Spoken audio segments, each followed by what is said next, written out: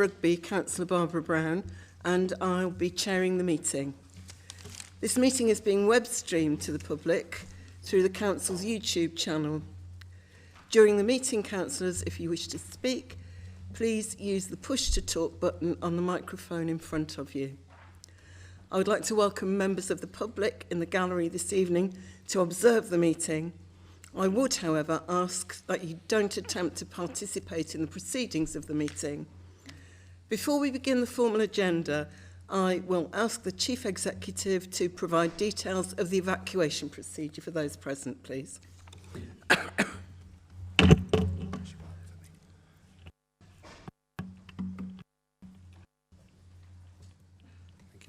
Good evening, Madam Mayor. Good evening, all. There is no fire drill scheduled in the building this evening. If the fire alarm does sound, then please make your way out of the building, down the main staircase, out of the main doors of the Town Hall, and congregate at the entrance to Caldecott Park. An officer of the Council will give instructions when it's safe to return to the building. Thank you, Chief Executive. Are there any apologies this evening?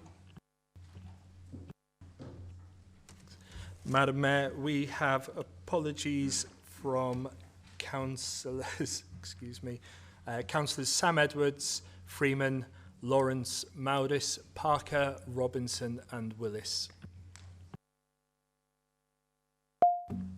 Thank you.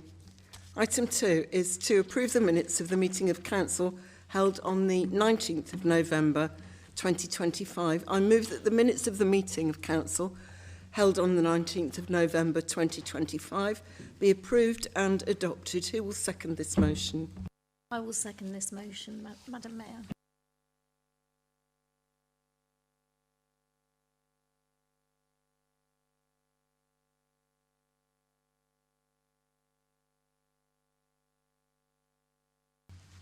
On to declarations of interest.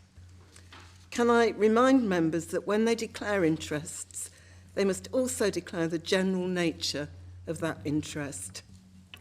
Are there any declarations under non-pecuniary interests as defined by the Council's Code of Conduct? Councillor Livesey.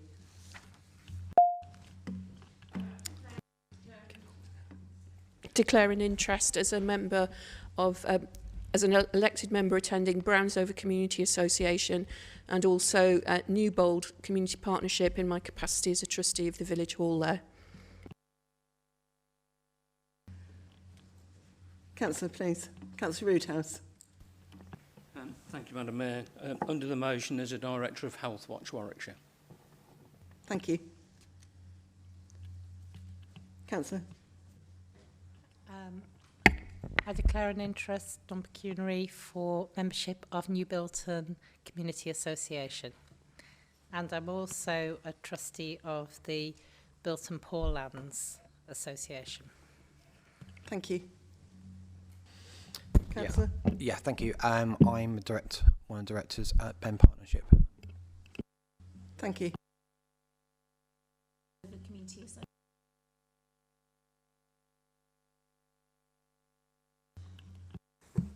Sorry, Councillor Simpson-Vince.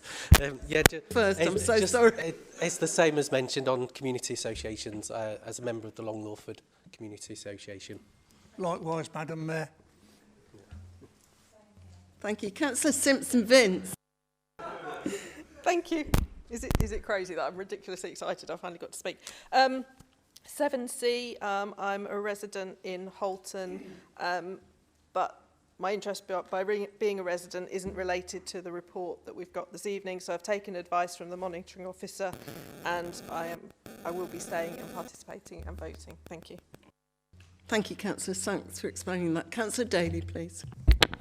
Similarly with item 7C, as a resident in Holton, a former Clifton Parish Councillor and also a resident who was involved with the collection of signatures for the Community Governance Review. I have also spoken to the monitoring officer, and because of the nature of the report, I will be remaining in the chamber. Thank you. No others. Thank you. Okay, so we move on to pecuniary interests, please, as defined by the Council's Code of Conduct for councillors. Any pecuniary interest declarations? Nope. And notice under Section 106 Local Government Finance Act 1992, non-payment of community charge or council tax. Good. We can all move on then. My announcements, you can read these as they are, just very, very quickly flip through them. There's one important one that I want to talk to you about, perhaps in a bit more detail. I had the great pleasure of going to Holton with Councillor Daly was there and Councillor Picker, I think, as well. Did you go? I can't remember. Did you go to the awards ceremony? Right. Well, no, I'm sorry. I had the great pleasure of going. They have had the opportunity to build a community up from the ground, and they're doing a cracking job with it, and they are aware that they need to think more broadly about inclusivity, and I think that's a brilliant thing. And I've said not many people have the opportunity to open a cemetery, and they don't, but I did, and it was a remarkable thing to do. I found out such a lot. It was very interesting. Seriously, it was very interesting. Very technical, and what they do at Rainsbrook and the way they look after it is exceptional. I thought it was a really good visit. Thank you for the opportunity to do that. Lots of events and so on. The one that I want to mention is the Fire and Ice event that we had in the town centre, which I thought was fabulous and well attended, and look forward to seeing that grow year on year, I hope. The Artists Open, as always, was just amazing. I got the opportunity to judge the youth entries, and I chose my favourite. It's really, really difficult. It's got to be very subjective, hasn't it? But it was a leather jacket drawn in biro. Go and see it. It will absolutely blow your mind if you've not seen it already. It's terrific. Eco Hub was great. Went to celebrate their first birthday with them. But the really important one I want to tell you about is about Freddie's Wish. And that was a visit, again, that I paid to the crematorium. And I met the founder of Freddie's Wish, which is Freddie's mum. And it's an organisation that works with parents and families of children who've lost their lives. She's a fantastic woman, and what she'd like us all to do, bear with me, right, is to take a photograph of yourself with a donut, right? The reason being that donuts were Freddie's favourite things. He's a very young child. Donuts were his favourite things, and you take a picture of yourself with a donut and you put the link to Freddie's Wish on your post, and it can be on any of your social media posts. It would be terrific if you could do that. It can be a donut you've cooked, it can be one that you've bought, whatever you like, but it's a really worthwhile thing to do. Thank you for listening to me. Right, questions pursuant to Standing Order 10. Are there any questions, Chief Executive? Madam Mayor, there are 2 questions which have been circulated to all members and published on the Council's website. The first question is from Councillor Picker, who submitted a question for the Communities, Homes, Regulation and Safety Portfolio holder, Councillor Claire Edwards, regarding the Council's garages management plan and garages on Jackson Road. Thank you. Councillor, do you have a supplementary question? Not specifically, no. I'm grateful to the answer. I think it just highlight that perhaps a bit of better communication could have taken place on this occasion. So I hope that will be reflected on in the future. Thank you. Madam Mayor, the second question is from Councillor Gillias, who submitted a question for the Operations and Traded Services Portfolio holder, Councillor Livesey, concerning footway and highway cleansing in the borough. Councillor Gillies, do you have a supplementary? Yes, I do, Madam Mayor. Thank you very much. Yeah, I mean, it's a difficult one. Well, we're not allowed to go into a bit of a speech, shall we? Because this is a subject I could talk on for at least an hour. No, sorry about that. But the issue is this, that certainly I've noticed a great improvement in things in and around the urban areas, and thank you very much for your response. It has been quite an improvement, but when you get out into the villages, some of the areas have not been touched for months and months, and of course we've had a lot of heavy leaf fall, over this autumn, and it really needs some attention there, and it'd be good to see that. But over the last number of years, we've seemed to have moved from sort of a brush and a shovel to machines. And what happens is with a machine, you never do 100% of the cleaning. It's only a partial bit. Can I just say it needs to be a supplementary question, Councillor? Right. So there ought to be a bit of background to this, but the supplementary question, I'll read it out for you. Thank you very much. Will the portfolio holder promote the tried and trusted use of a brush and shovel in areas where a machine cannot clean effectively? Now, this is most important, because if it's not done properly, you're only doing part of the job, and people notice it. Councillor Livesey.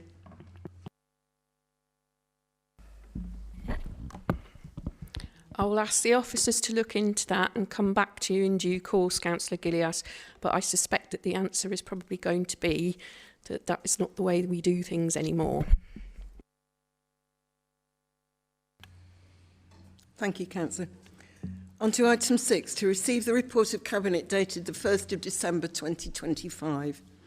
In submitting the report of Cabinet, if members wish to raise questions or to comment, will they please indicate they wish to do so when I call the item? Councillor Morin, will you move the confirmation and adoption of item 1 of the report titled Town Centre Regeneration Progress Update? Madam Mayor, I'd be delighted to. Do I have a seconder? Madam Mayor, I'll second it and reserve my right to speak. Thank you. Councillor Morin. Thank you, Madam Mayor. And I'll try and be brief. I hope everyone has had the opportunity to read the Town Centre update, and in many ways I liken it to an end-of-year report. An end-of-year school report where we've wanted to be as transparent and as open and as detailed as we can in this report about what officers and the elected politicians on the Town Centre Working Group have been up to. Because I'm conscious that the Conservative group, you've made other arrangements, and so you're not perhaps party to what's been going on. And I think that's really important that we're as transparent as we can be. I'm also conscious that there is going to be another report and another more detailed submission regarding the more commercial aspects of a potential financial acquisition, and that will be debated at a later council. But in the here and now, what I wanted to do was just really talk around what we've tried to achieve, if you want the originating idea or strategy about what's been behind it, and then use this as a simple, open, public opportunity to ask any questions. I'll try and jot any down, and I'll come back to you either now or tomorrow, or as soon as I can. So in a nutshell, I think I won't steal Councillor Roodhouse's slogan, but what we've tried to do is really grab hold of the town centre and to try and put words into action and to try and address some of the long-standing issues. And I think in many ways we're blessed that Rugby hasn't had the bad development of other towns over the last decade or two. To be candid, from a development perspective, it's been a very quiet decade or two in Rugby. But what we have got are areas of decline, and we've got buildings that are no longer active. They're empty, and in some cases, those buildings are derelict. And I think what we need to do is, there's no grand imaginative idea as to wave a magic wand and all of a sudden Rugby Town Centre becomes, this panacea of activity. What we can do is give it a chance to shine and give it a chance to breathe. And part of that is by removing those eyesores, removing the really unhelpful elements that they garner and attract really negative perceptions of the town. So if you're opening, a great local independent business, but you happen to be next to a building that frankly has been empty and derelict for 10 years, you're going to be up against it. So in the first instance, it's almost like it's pruning a tree. You can have a great old tree. At some point, it needs to be kind of pared back and to restore health and vitality. So that's it in a nutshell. The first phase of that strategy is that. So conscious, though, that we've got to be very prudent with the public purse. So in all respects, mindful of some of the the pitfalls and disasters councils of all political persuasions have found across the country in making ill-fated property acquisitions. What we've tried to do is in a very steadfast way by, first and foremost, with Rugby Central, if it's 5 or 6 acres in the heart of the town, it cannot be ignored. Whatever you want to say, it cannot be ignored. And then the reality of the situation is that the current owners are mindful this is a public meeting, the current owners are somewhat disengaged and therefore are not doing some of the, I would term, typical asset management initiatives that you'd want to see. And I believe, and I think it's backed up by some of the expert opinion, is that status quo will just continue. It will perpetuate. It will get worse if somebody doesn't intervene. And that somebody needs to be a public authority. It needs to use its powers that it has.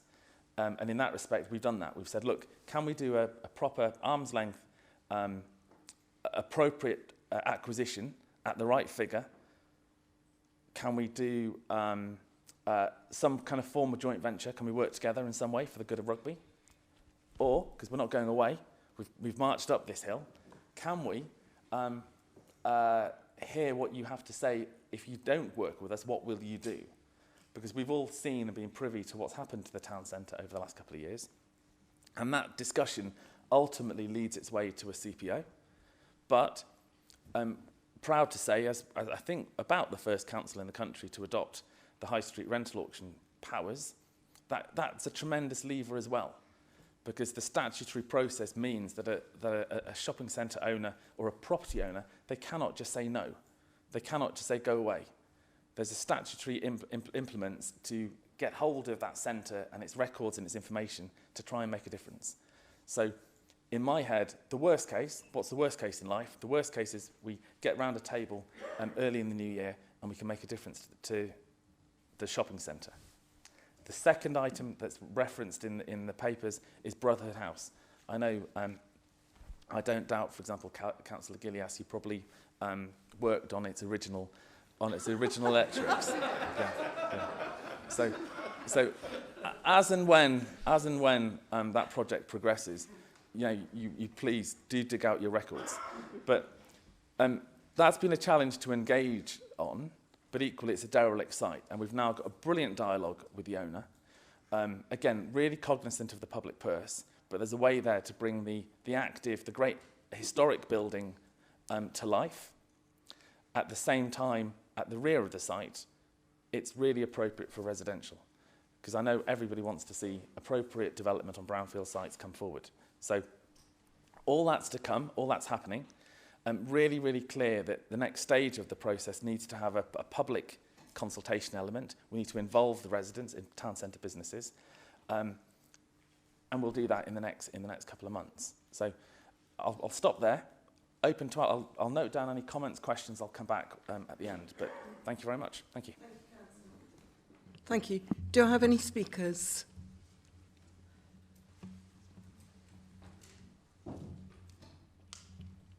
Councillor Paul. Thank you, Madam Mayor. Leader of the Council, you mentioned in your brief acquisition of the Rugby Central. In your time in this process, have you had any meetings with the administration of Warwickshire County Council? Thank you, Madam Mayor. Councillor. Oh, sorry. Sorry, do you know, I jumped the gun so many times. Councillor Roodhouse, please. Thank you, Madam Mayor. Just a number of comments, really, around this. You've got the jigsaw pieces are on the table, and some of them are fitted, and there's still a load more to go on this. And as everybody in the chamber that's been involved around this subject matter for some time will be fully aware of that. And the amount of people that have been involved in it and different parties who have been looking at it. But it's quite clear to me now, the clarity around Brotherhood House, Rugby Central, the public realm, the next report on the council agenda as well, as to, if you like, the map that's been laid out in relation to this. And the words that the leader sort of alluded to me using is we need to take back control. You may have heard of that somewhere else, but, but it is about that, actually, because at the end of the day, You know, I'm fed up of out of town, out of country investors, landlords and people. Some of them live in Spain, owning property in Rugby, and some of them even, you know, grew up in Rugby, and they call themselves Rugby people, like they live elsewhere and don't give a monkeys about this town anymore. They just want to take the money.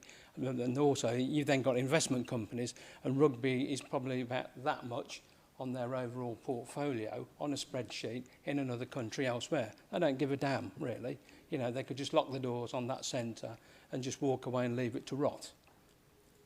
And I'm fed up with that. You know, that's just, we cannot continue with that way to it. You know, we are the elected members in this chamber. We represent this borough, and we're representing the residents of this borough. We need to grapple with that and actually take that regeneration forward. So it is about actually, you know, if you've got control of what you can do, you can actually then start those negotiations and put that particular elements to it. And the high street auctions is one part of that, which has come along, which is a useful tool to do that. And we've got other people in the wings waiting who want to grapple with the subject matters there. So I'm very clear on this, and if it's about the last thing I ever do, it will be about actually getting stuff back into control for this town so it can decide the future for its residents, what it wants to do, and stop people elsewhere who don't give a monkeys. They're just looking at their profit and the greed that they want to take from it and actually run the town down. You know, we've just got to get away from that and actually do what's good for the town.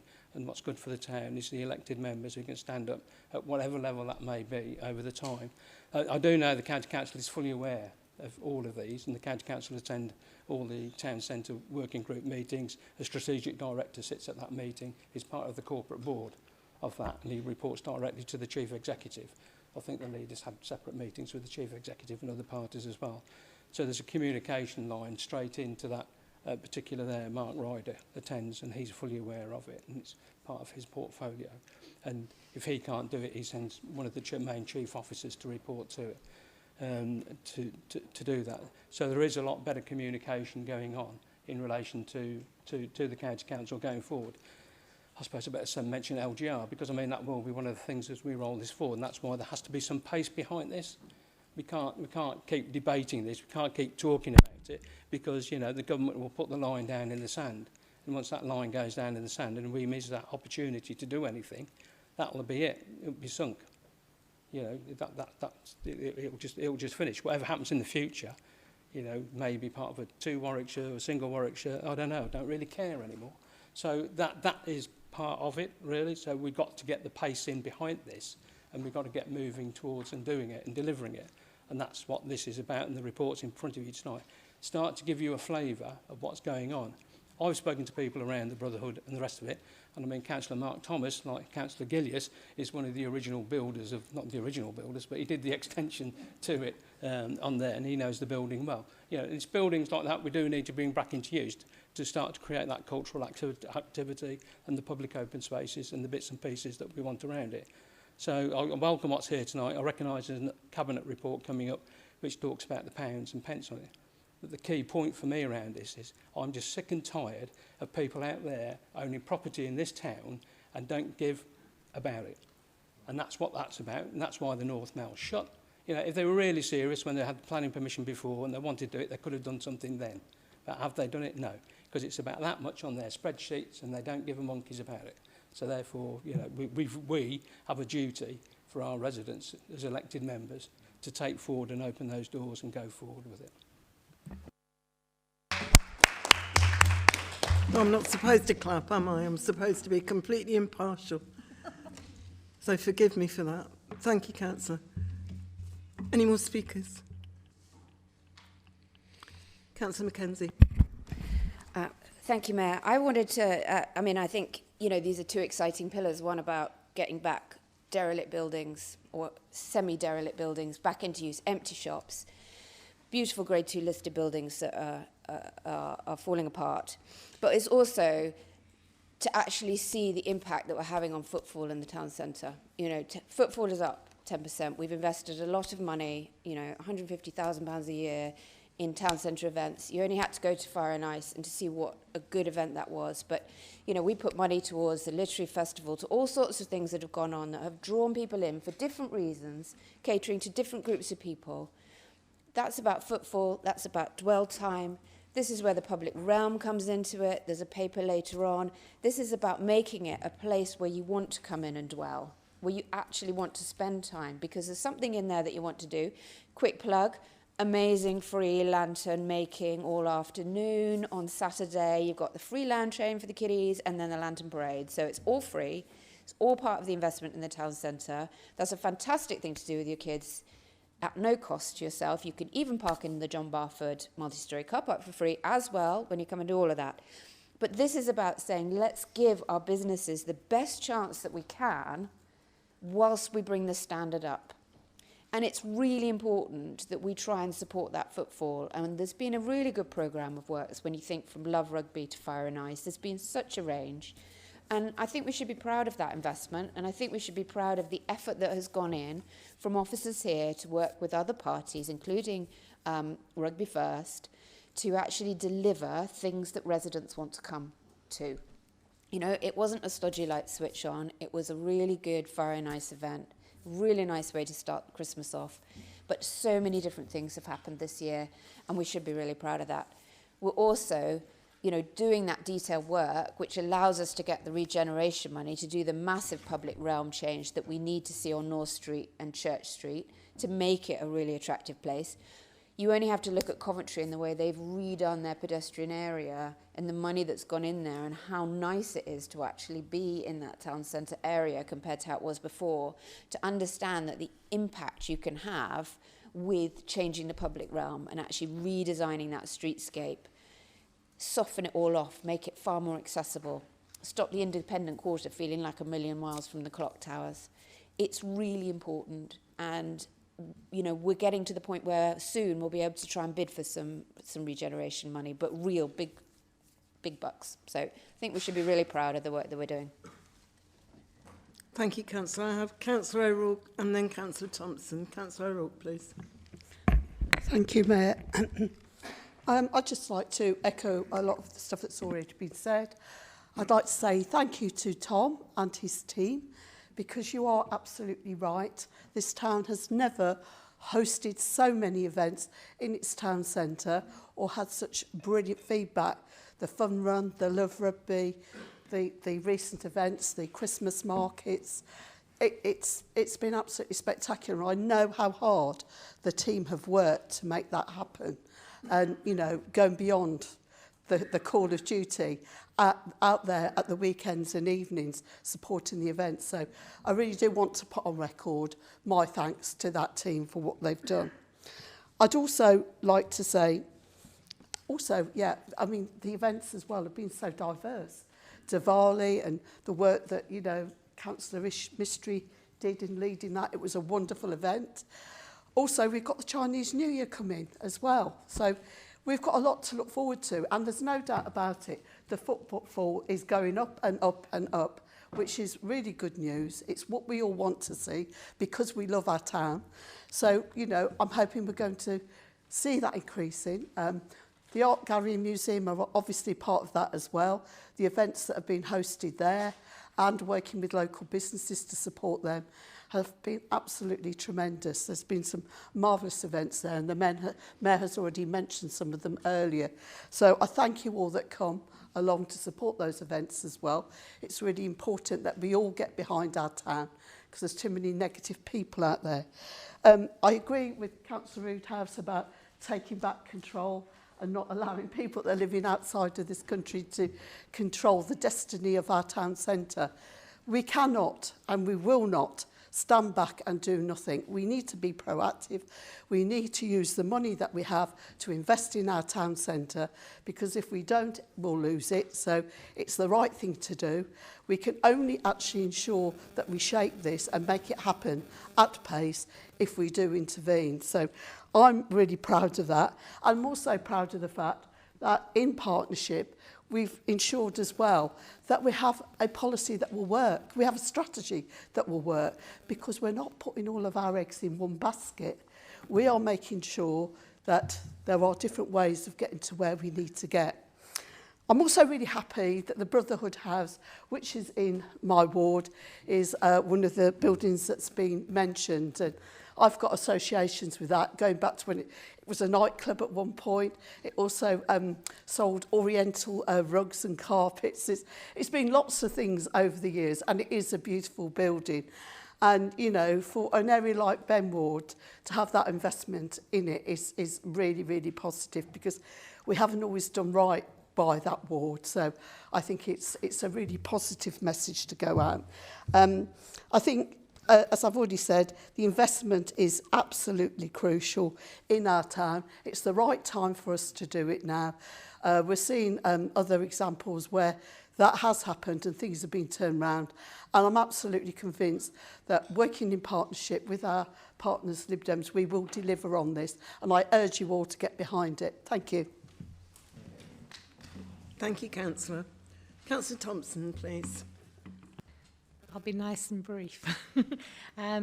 I went to the Fire and Ice, and I think what was absolutely fantastic was seeing all of these young children really engaged and doing activities, you know, chiseling the ice, and just full of awe and wonder in the way that you perhaps would not have see in a more traditional light on, which, as you know, some of the other towns I've been to. I think what I got out of it was that I went into some of these cafes and I was chatting to some of the staff. They didn't actually know as a councillor. And they were saying this is what the town needed. You know, there was lots of people. They ended up staying out later. They had a lot more customers coming through. And they were very pleased to be able to have this event and to support their business. So I think it was great winners for the residents and a whole range. And I think it was also quite useful for the winners. I think it would be useful if some of that qualitative feedback could be captured, because I think that would give even more context of what we're doing. So actually asking the businesses what they thought, how could it, you know, possibly improve what worked. Thank you, Councillor. Any more speakers? Councillor Moran. Thank you, Madam Mayor. It's a season of goodwill, so be very, very positive and entirely apolitical.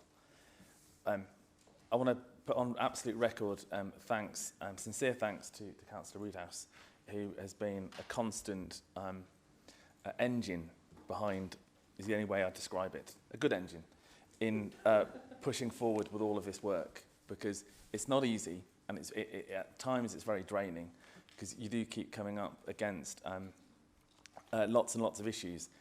And that would be the same if this was the commercial sector. So doing this through a public sector context is really, really particularly challenging. And that I also want to pay real testament to officers, both our Chief Executive, our Chief Officer for Growth and Investment, and respective teams, because this has been like a non-stop effort to get to this point. And it is, because regeneration is not easy. It is hard. And where councils, I think, have made some mistakes in the past, where they've just simply blown, a huge figure on just randomly buying a shopping centre, but without really getting into the detail. That's where mistakes happen. But I think it's really, really important. There should be no doubt here that we have to intervene. So we're now starting to see through our local economy, local businesses in the town centre finding the ill effects of an owner that, can I put it, is slightly sometimes not always engaged. So in Rugby Central, there's a brilliant kind of the Adventure Zone Strikes Bar. They play to the nighttime audience. You'd have seen there was an emergency post gone up that, hang on, all of a sudden the owner's saying that they're closing the doors of the car park at 6 o'clock. That type of thing will happen more and more. But it's also, life is finite, and it's also the missed opportunity. I think that's almost a salient point I really want to make here, that we've all got ourselves, our loved ones, our family who have an emotional part of rugby, and our town centre is that epicentre. So the longer it goes on being, respectfully, showing an element of decay or decline, or not effervescent, not a positive source of energy, is terrible. you know, the effects on that, the economic effects, the psychological effects. We want people to be proud of where they come from. So we have got to intervene. And again, in a future meeting, I think we'll get into more of the financial detail, but be under no doubt that is being inspected and interrogated as if every penny was our own. But it's also touching on that lost opportunity. You know, there is an opportunity here that we've got. It's the best part of £10 million for a business skills, you know, hub. Call it a training college, whatever you want, to come into the town centre. That could be an opportunity in one of these sites. So we cannot delay. We've got to crack on. To coin a similar phrase, we've got to make rugby great again, as best we can, and we've got to get on with it. But also to use this as an opportunity, because again, I'm slightly conscious that the Conservative Party have withdrawn from the town centre working group. And it's a shame. You know, we miss you. You know, it would be great. It would be great to have Conservative councillors part of that town centre working group to share and impart their knowledge. Because it is an active work stream and it would really help things. But it would also, dare I say, help. We're all very keen not to waste trees in this world. And I know there's a rugby news paper circulating at the moment, and it's an interesting read, but it's asking what's going on with Rugby Central, and it's making questions about the Wilkinson's unit and the NHS unit. If only you were part of that town centre working group, that information would be prevalent each and every week that we meet. It's a really complex situation with the ownership of that centre. The NHS as a public body need to be very mindful, but that is one element that, again, could unlock, and we could have a great extra investment into health services in the town if we can make that work. So lots and lots to progress, and I look forward to updating as we go on in this process. Thank you. Thank you, Councillor. Councillor O'Rourke, will you move the confirmation and adoption of item 2? What's the matter? I will, Madam Mayor. So sorry, we didn't take a vote. I've just finished, sorry. I got a bit confused there. I thought I'd missed something out. Of the report, public realm enhancements, please.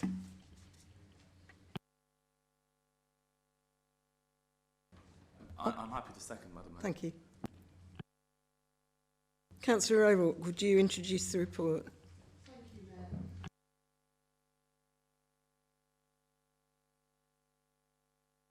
Okay. I'm really delighted to present this item tonight as part of the bigger plan that we've already talked about in terms of the town centre. Living pillars for those, or posts, for those of you that are unaware of this innovation, it's an innovation, well, it's an innovative way really to introduce planting to our high streets and urban areas using lighting columns. They are all solar powered, they're completely sustainable, they use water that's already been used, so they regurgitate all the water around. And they are an absolute right way to go in terms of the logical next steps in our quest to introduce biodiversity back into our streets, where pavement space, as we all know, is often very limited with all the services under those pavements prohibiting planting. So we're not at the moment in a situation where we properly link up to some of our green spaces as well. So I believe this is an opportunity using this innovation to sort of really improve the visual look of our town centre while increasing diversity. I've also made a commitment to Cabinet, as we know, to Councillor Neil Sanderson, and to businesses and other stakeholders to work with them and to and with the officers as well, to ensure that we get everything in the right place at the right time. There will be furniture as well, seating areas, and it is important, because space is limited, that we make the best choices. And we know through experience the best way to get those decisions right is to engage with the people that know a bit more about these things than us. So I will be working with you, Councillor Santon, and other town centre councillors. And I will be bringing you extra sort of expertise in terms of some of the mobility issues, and we'll hope also to involve some of the partially sighted community as well. So I'm really, really pleased that we're moving forward with this. As I've already said, it's part of a bigger plan, which helps us to absolutely move forward with promoting our town centre and encouraging more people to come into our town. Thank you. Thank you, Councillor. Do I have any speakers? Councillor Sanderson and Councillor Mackenzie. Thank you, Madam Mayor. Yes, I welcome this proposal for the living pillars, or as we like to think of it, being pushed from pillar to post in Eastlands. I think that I do boring stuff. I do infrastructure. Nobody ever says anything nice about infrastructure, but it's an absolute necessity if we're going to have a viable town centre, if we're going to have those links that we all want, if we are going to, yes, let's keep pushing that footfall up for those retailers, because the more we do that, the more of them will stay, the more will join them, and we will get those empties filled. So, yeah, I very much welcome this proposal, but can I ask those portfolio holders sort of not to work in silos, but to work together on infrastructure problems? Thank you, Madam Mayor. Thank you, Councillor Sanderson. Councillor Mackenzie, please. Thank you, Mayor. Again, this is about investing on the dwell time, making it a really pleasant place to be. But also, Rugby is really famous for its Rugby in Bloom. We win awards year after year after year because this is an amazing place for the planted realm, if we can call that instead of public realm, the planted realm. And one of the things that this brings is, instead of the hanging baskets, which are a 20-week-a-year planting, these will actually give a much longer planting season. So we will actually get blooms over a much longer period of time. So they will enhance our already fantastic Rugby in Bloom offer. So pleased to see it. Nothing that you do in the public realm is cheap, but I think this is part of a very important part of dwell time. I was really pleased to see it get extended out to the top end of Railway Terrace, which is looking a bit forlorn there, with Brotherhood House looking so sad at the moment. And it's nice to see that actually it's not just one or two streets, it's actually going to spread over quite a decent area within the town centre. And I think that's important, that we actually recognise the town centre is more than just the narrow pedestrian bit. It is actually through the independent quarter right out to Brotherhood and right onto the edge there with, on Railway Terrace and through. So I think it's a really important project. I think it's going to bring some really better feel good. It's going to be part of that wayfinding up from the railway station as well, all part of enhancing how Rugby looks. Thank you. Thank you, Councillor. Any more speakers? Councillor Moran. Thank you, Madam Mayor. I wasn't going to speak on this, but then I wanted to kind of take a slightly different tact, in the sense that this is obviously, in my opinion, it's obviously a great project, but I want to almost kind of, answer or play to those kind of naysayers who say, well, hang on, why should we spend that much money on what is effectively window dressing? And so I want to answer that by just reiterating that it is about that bigger picture, that, as Councillor Roodhouse mentioned at the start, there is a jigsaw, that all of it has to come together. And it's so important that it's seen together in that totality, that ultimately what we've got to get to is a point in the future, the near future hopefully, where people believe and feel and can see that Rugby Town Centre is a great place to be. We're in a world now where aesthetics matter, and where that sense of place, which leads to pride in place, will become really important. And I think it's that sense that we can have these elements that could be peripheral elements, but they're positive, and there's something really, really to engage with. It's no secret that successful corporate and commercial organizations, they pay attention to detail. There's a reason for that. And I think we can work what we can to bring better occupiers into spaces that are currently empty. That's one element. But equally, we've got to look after the journey from people coming into the town and going. So I think what I'd implore people who hesitate to see the validity of investing in what are peripheral items is to see that bigger picture. Because over the long term, both the pure financial benefit, both in terms of ultimately business rates coming back from a thriving town centre, but the economic benefit from a healthy, vibrant local economy is huge.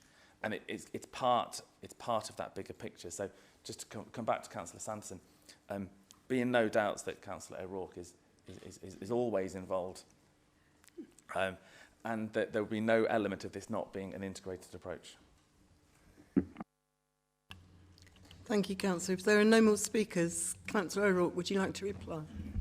Thank you, Mayor. Just picking up actually on Councillor Mackenzie's mention of the fact that, and I failed to mention it, that it is really brilliant because it will be extended into Railway Terrace, which is one of the main gateways into the town for lots of visitors coming on the train. It's an area which will really, really benefit from that investment. I think it's culturally a really positive thing to do as well, you know, and it's sustainable as well, which is another positive. And I think, you know, as I've already said to you, Councillor Sanderson, you know what my style is, and I think even people like Belinda, you know as well, I'm inclusive. I believe that we get better outcomes by working with people. Yes, sometimes it can be a bit challenging, but I really do support that input because I want us to be the best we can. So thank you, everybody, for being so supportive. Thank you, Councillor. Moving on, Councillor Mystery, will you move the confirmation and adoption of item 3 of the report titled General Fund Budget Monitoring as at 30th of September, that's Q2. Thank you, Madam Mayor. There are 3 Can I just get your seconder? Please, yeah, Councillor? I'll move the recommendation as printed on the agenda. Thank you. Can I get a seconder for that? Madam Mayor, I'll second it and reserve my right to speak. Thank you. Introduce the report. Yeah, sorry, Madam Mayor, about that. Just 3 bullet points on it. That it's a general fund revenue vehement totaling 1.257 be approved. And the second point is that in the current year, disabled facility grant capital allocation be increased by 1.22 million. And then finally, the creation of the reserve for extended producer responsibility package be approved.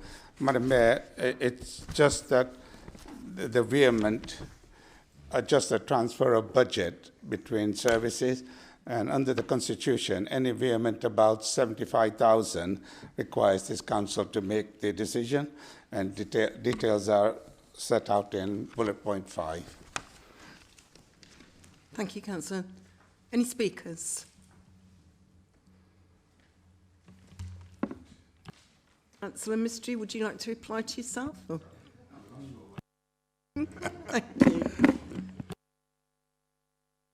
Councillor Mystery, will you move the confirmation and adoption of item 4 of the report, introduction of council tax, long-term empty property and second homes premium? Madam Mayor, I move so with a slight amendment. It's a typo error and it's been circulated under bullet point 4.4 to add no more than 2 years. So it's just a typo. So I move the amendment as printed plus the typo error. Thank you, Councillor. Do I have a seconder for this one? Yes, Madam Mayor, I'll second it and reserve my right to speak. Thank you, Councillor Harrington.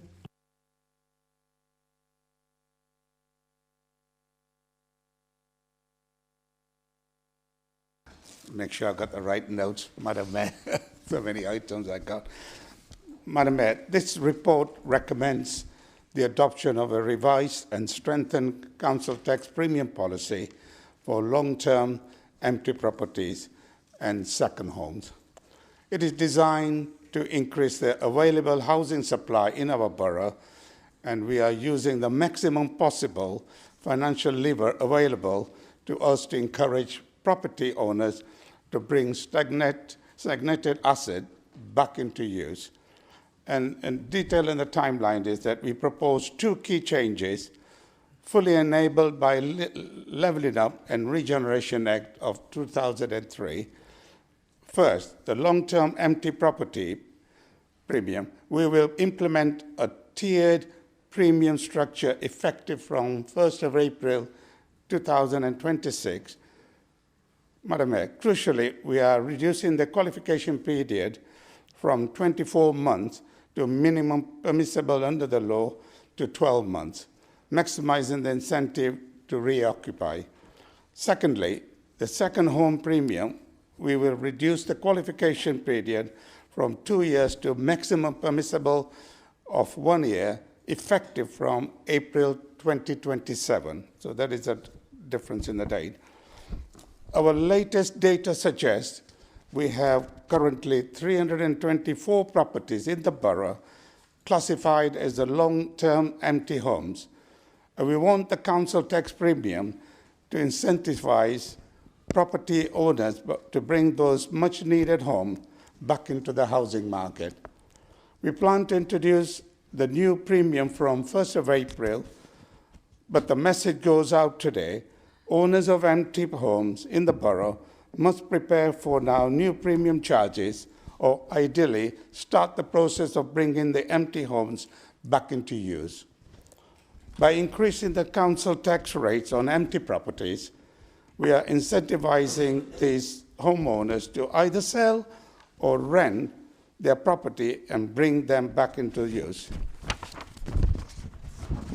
The council also plans to introduce a single council tax premium on second homes, defined as furnished property which are not the sole or main residence of any person.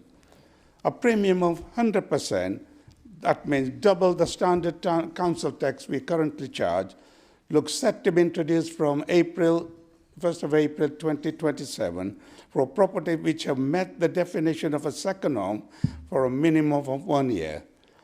Current data suggests that the borough has 187 properties which meet the second home definition. The introduction of the council tax premium on long-term empty home and second home should bring more properties back into the market for rent. I urge this council to approve this recommendation, supporting a policy that prioritizes increasing the homes for our residents. I move so. Thank you, Councillor. Do I have any speakers, please? Councillor New. Thank you, Madam Mayor. Can I just ask the portfolio holder, does this only apply to ordinary homeowners? It also cover properties, the long-term empty properties owned by Warwickshire County Council, because I'm aware there's quite a few that have been lying around for a very, very long time and not being used at all or updated or modernised, and they could be brought in. I'd like to know how many of those are actually in the borough, please. Thank you. Thank you, Councillor. Any more? Thank you. Councillor Simpson-Vince, then Councillor Mackenzie. Sorry. It's just around some reassurance that as a neighbouring council has got itself into a little bit of trouble over second homes and council tax, that we're completely sure that we're completely within the rules and we're not going to have to refund any money further down the line. Thank you. Thank you, Councillor. Councillor Mackenzie. Thank you. I was just going to say that actually this is a really good policy in that, you know, we've got hundreds of families on the waiting list for a home and we've got hundreds of empty homes. Now, the numbers don't match up exactly, but actually having over 300 empty homes that are just empty, they're not even second homes, they're just empty homes in our borough, and we've got 500 odd people on the housing waiting list, you know, it's just wrong. It is just wrong. And this policy doesn't apply where the house is empty because somebody's gone into a care home. It's not, you know, that doesn't count. there are exemptions, like for renovations or when it's being actively marketed for sale. But actually, we've got properties, and I've got first-hand experience of properties that over 10 years just lay empty, slowly deteriorating. They end up causing all sorts of blight issues, but more fundamentally, they're empty. And if you're the other half of that semi-detached, or you're the neighbour in the terrace, your own building is starting to fall down because your neighbour has just left that house empty and is not doing anything. And a family or somebody, a household, could live in that house. So let's get them back into use. Let's use the policy levers that we've got, because actually we've got so many people who need a home, and it's wrong to leave these houses empty. Thank you. Thank you, Councillor. Any more speakers? Councillor Morin. Thank you, Madam Mayor. I was going to almost like to add on to what Councillor Mackenzie said. I don't know if you said it was a good policy. It's a fantastic policy. And it's almost like, at what point do we sort of embrace the season of festivity and goodwill?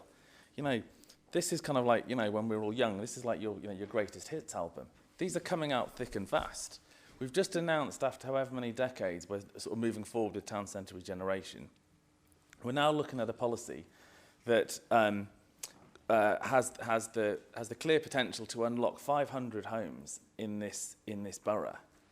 I'm sure Councillor Mistry will comment on the specifics of what Councillor Simpson-Vince highlighted as concerns. But again, one of the benefits, we talked about one of the benefits of the town centre regeneration, that we're not having to deal with town centre development or work or activity that has gone on over the last kind of 10 or 20 years. Equally, I'm conscious that for this policy, the legislation has been around for some time. So we're in that fortunate position to learn and benefit from that. And I know, I'm sure Councillor Mistry will want to make the point about the reassurances that there are safeguards for old age pensioners, let's say, who are going into a home.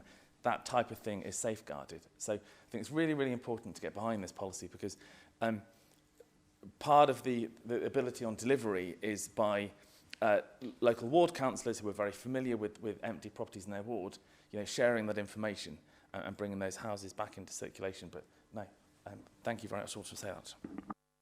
Thank you, Councillor. Councillor Wood, please. Thank you, Madam Mayor. Yeah, absolutely agree with this. It's really important to incentivise about getting these empty properties back on the market. And I was going to reiterate my question from Cabinet, but Councillor Morin's just actually said it there, which is basically, can we please share with all councillors details of the empty properties? Because I'm sure as local ward councillors, we all probably know of empty properties that might not be on the list. So it's just that engagement with the ward councillors. But yeah, thank you. Thank you, Councillor. Councillor Mistry, would you like to summarise? Thank you, Madam Mayor. First question to Councillor New. We'll get back to you about the Warwickshire County Council. I don't have those figures up, and I'm sure the officers will facilitate those. And to Councillor Simpson-Vince, clearly I know she's referring to Warwick District Council.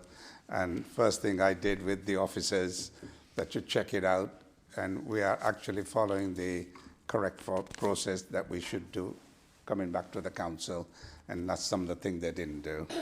And clearly, just echoed about Councillor Ward about safeguarding for the, sharing the empty properties addresses. I'm not quite sure whether we are privy to the data protection and etc., but we'll take legal advice whether we can do so, yeah. If you can done off the record, I'm not quite sure, but publicly I wouldn't advise that to be shared with anybody. And I quite echo Councillor Moran and also Councillor Mackenzie about some of the things they've said. This is a very good news, and also to highlight that we will be safeguarding for the elderly to protect those people who are not within the scheme. So anybody who's vulnerable people is in the report that we'll be looking after. So, Madam Mayor, I ask the Council to move this recommendation. Thank you. Thank you, Councillor Mistry. Guess who's next? Councillor Mystery, will you move the confirmation and adoption of item 5 of the report, please, together with the supplementary report titled Council Tax Reduction, Approval of New Scheme for April 2026? Madam Mayor, I move so, but there is also a supplementary report to the report as well, yeah? So things have moved on, but I'll explain. Yeah? Thank you. Okay. It's been circulated to all the members. Thank you. Do I have a seconder for this, please? Councillor Thompson. I move to second it and reserve my right to speak. Thank you. Councillor Mystery.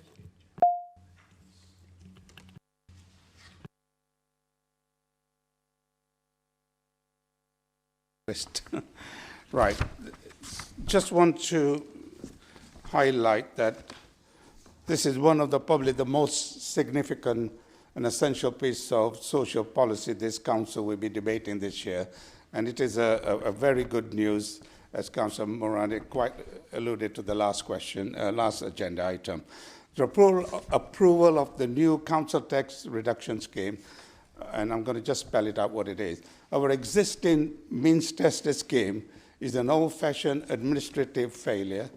It is overwhelmed by sheer volume of change data from universal credit.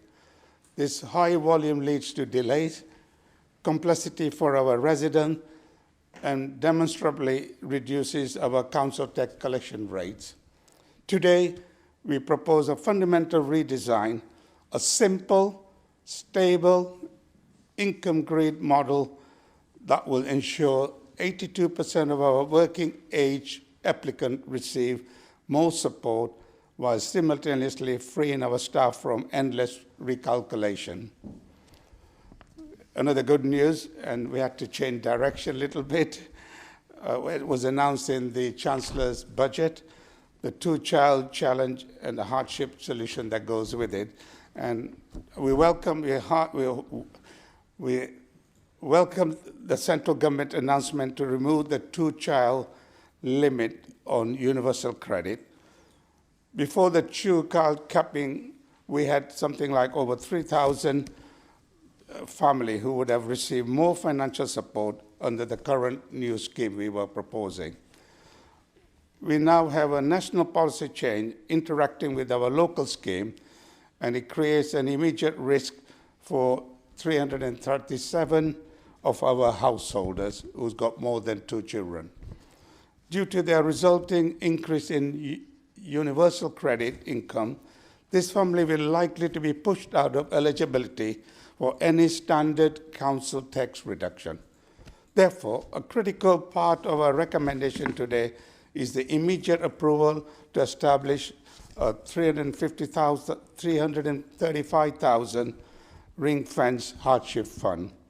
This fund is not a new cost to the council.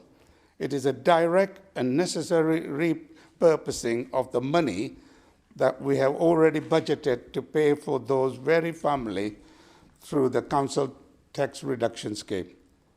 By establishing this fund, Madam Mayor, we are ensuring that despite the national policy change, we maintain our commitment to deliver additional support to this family, upholding our strategic priority of a fairer rugby.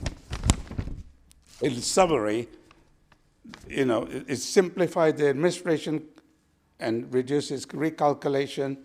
It provides greater support for 82% of our working age applicants, and removal of the universal credit 2 limits in April 2026 increased the universal credit income for 337 households, making them outside the scheme. So we'll make sure they are facilitated. So benefits are 100% discount to the poorest household, automatic universal credit data processing for the council tax reduction claim, fewer bill changes, improving the collection rate. I move so, Madam Mayor. Thank you, Councillor Mystery. Do I have any speakers on this? Councillor Mackenzie. Sorry. So I have some resident feedback on what it was like under the old system, because I worked with them to try and actually get out from the kind of mire that the old system had created. They were on universal credit, they had a variable income. And so every month they reported their income under universal credit, and it meant that there was a recalculation of how much council tax reduction they received. And so every month they had to ring in and try and get it redone. And that meant that every month the council tax team basically were like, here we go again, and we have to kind of start the whole thing again.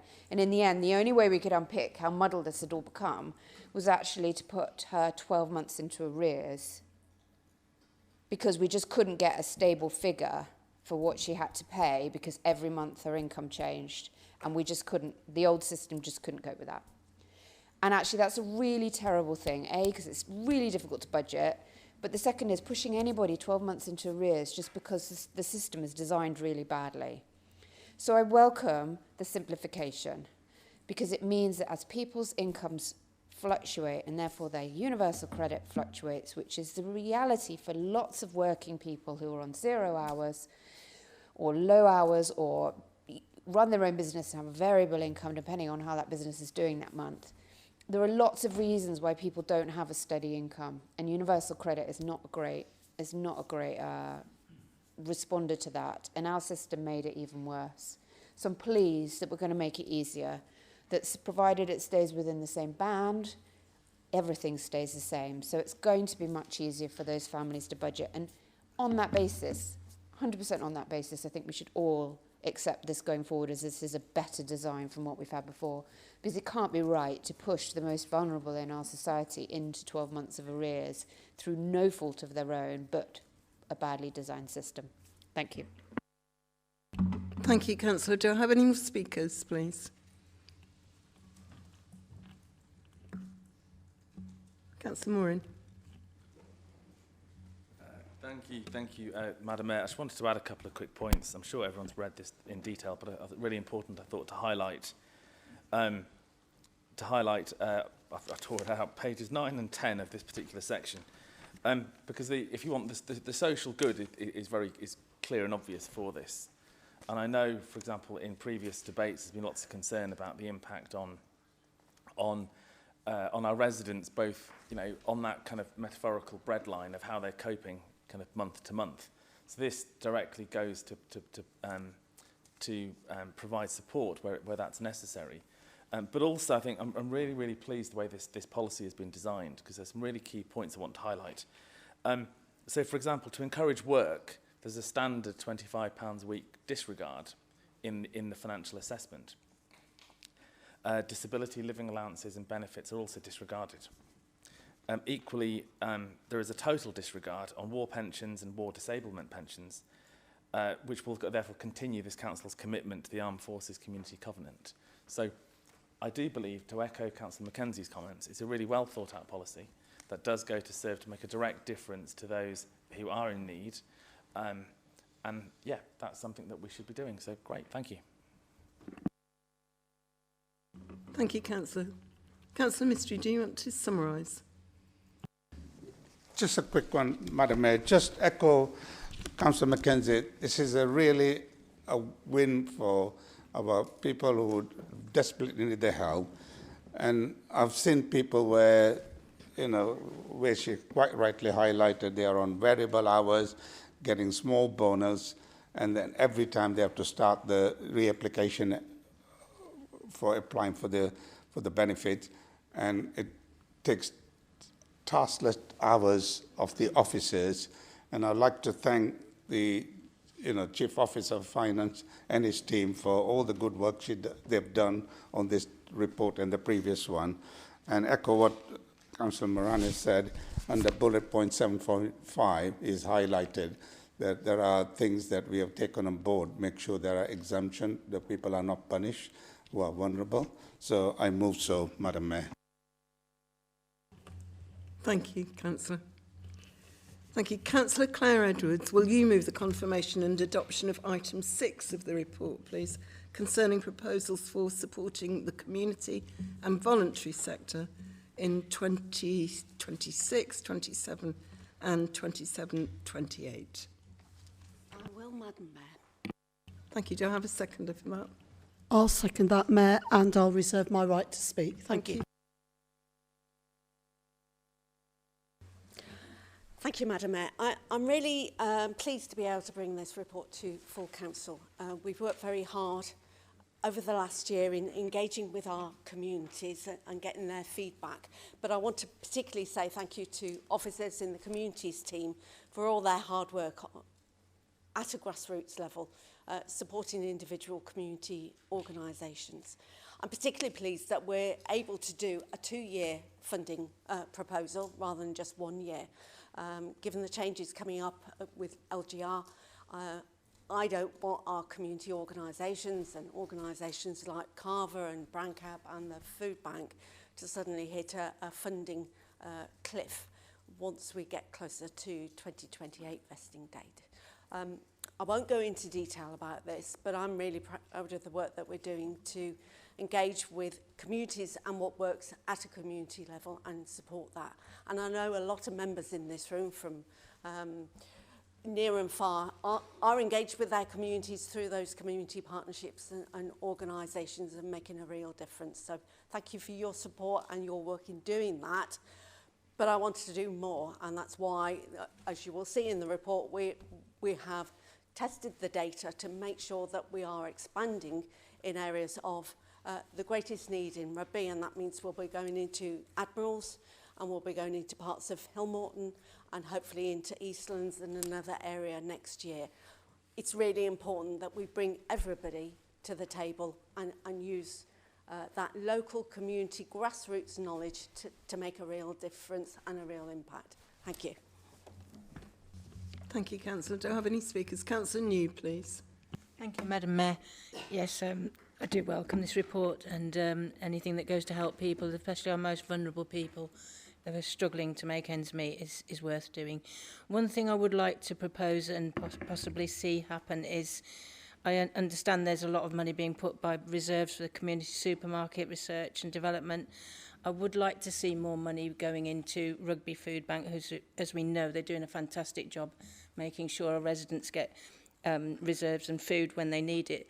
The one thing Rugby Food Bank is struggling with is, I've noticed a lot of people, because I have actually had to issue food bank vouchers to people over the years, and the one thing they are struggling with is the fact that they don't deliver. And a lot of people can't afford cars, they're having to catch buses or taxis to go and collect food, which is defeating the whole object when they're having to spend all that money on going collecting the food and paying for it taxis both ways. So I would like to see, if it's possible, some money being put towards the food bank to be able to enable for people who can't drive and can't get there, especially young mothers with young children, struggling with buggies, trying to get buses and carry heavy bags of shopping back. There needs to be a facility for them to have deliveries if possible. Thank you, Madam Mayor. Thank you, Councillor New. Any more speakers? No? Councillor, would you like to... Oh, Councillor Moran, sorry. Sorry, I can't help this. It's like it's Christmas, so to continue the theme, it does feel like that hits tape of now that's what I call music 2025 or something, because this is an absolutely fantastic policy. So an absolute, take my hat off to Councillor Edwards and all of the team and all of the officers, because to have the clear purpose in mind at this stage, to be focusing very much on giving that 2-year settlement that starts to give some financial clarity and security is so important as we go into a period of uncertainty with local government reorganisation. And so our local voluntary sector is one of those areas that we've got to be proud of in rugby. And as we go forward into that, that kind of open domain now next year and years beyond, where we're looking to ultimately protect and to promote and to enshrine those elements of rugby society that we're really proud of, this is exactly the platform that they need. So, yeah, I completely commend this report and thank Councillor Edwards and all officers for the hard work that they've done. Thank you, Councillor. Councillor Edwards, would you like to reply? Thank you very much. I just want to say thank you for your support and to Councillor New for your very valued comments. I know they make a huge difference, the Food Bank do. And one of the advantages of this funding arrangement is that they can be nimble and react very quickly to developing needs at a local community level. So we'll certainly look at that. I mean, our recommendation is that this goes through to budget setting. There is room for manoeuvre there, so we'll certainly take that on board. And I too would like to thank our community partners for all the work they do. Last summer we did a report that came into this chamber about the social value that they added.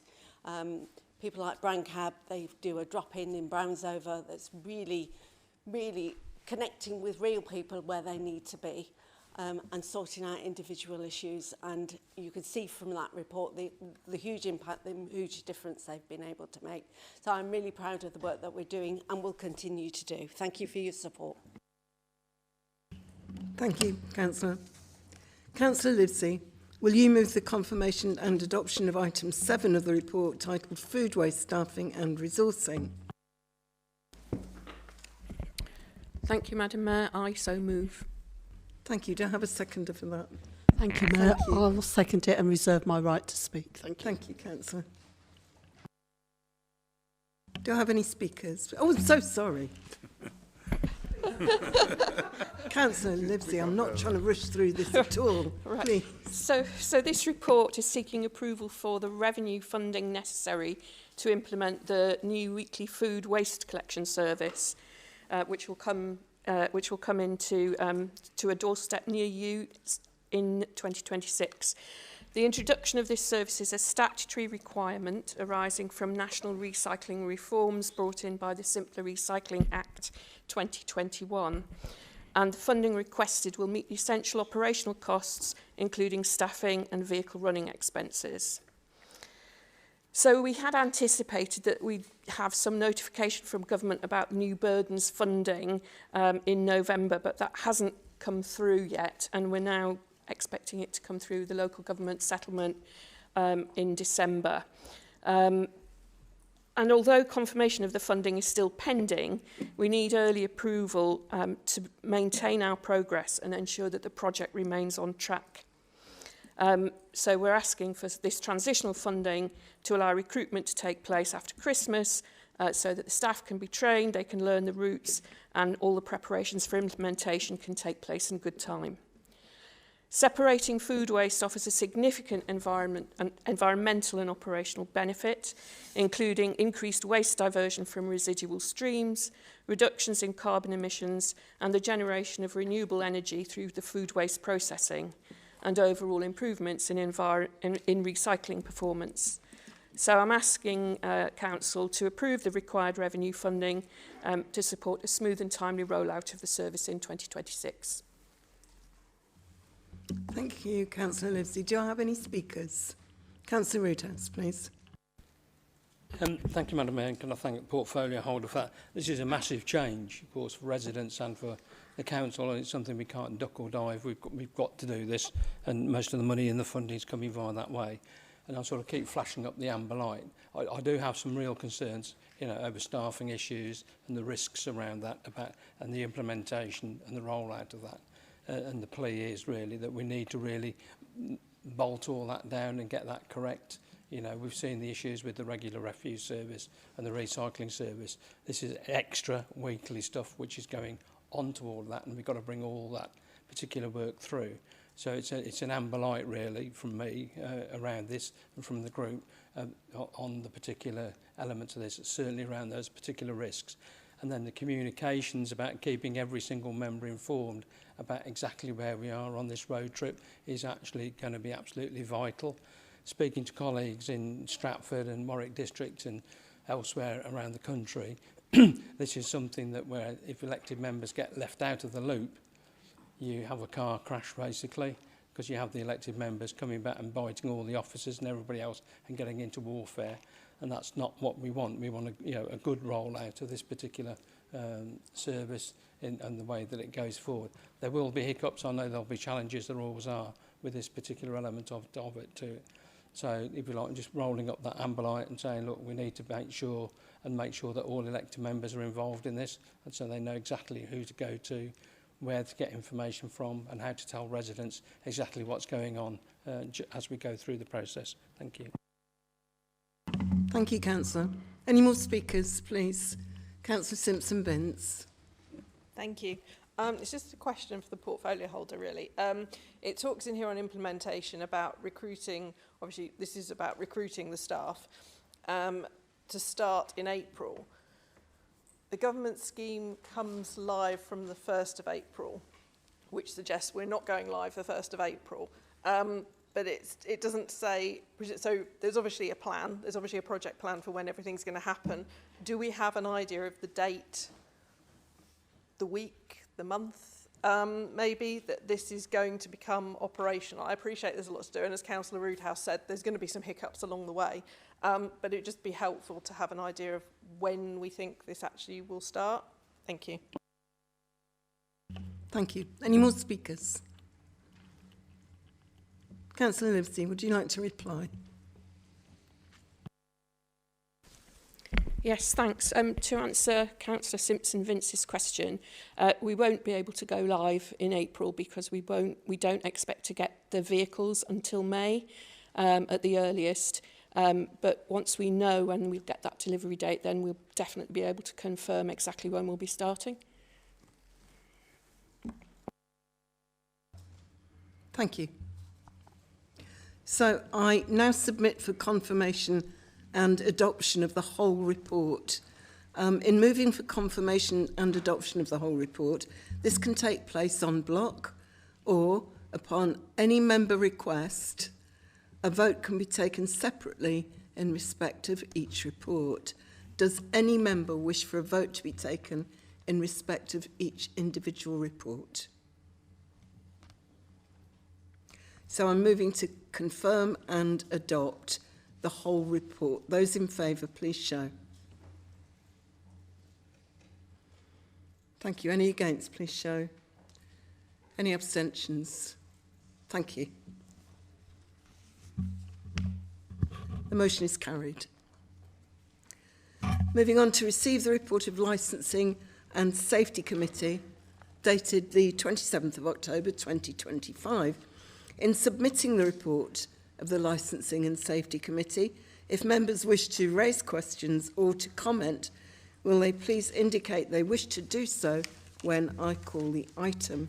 Councillor Garcia, would you move the confirmation and adoption of item 1 of the report, titled Statutory Review of Statement of Licensing Policy? Thank you. Yes, Madam Mayor, thank you. I so move. Do I have a seconder? Madam Mayor, I'll second the motion. Thank you. Thank you, Councillor Paul. Councillor Garcia, could you introduce the report, please? Thank you. Sorry, you've caught me on the hoof a little bit here. It is a 3-yearly statutory report, and actually there were no changes at all from the previous 3 years, so it was basically voted through quite quickly. Thank you very much. Do we have any questions? Any speakers? Sorry.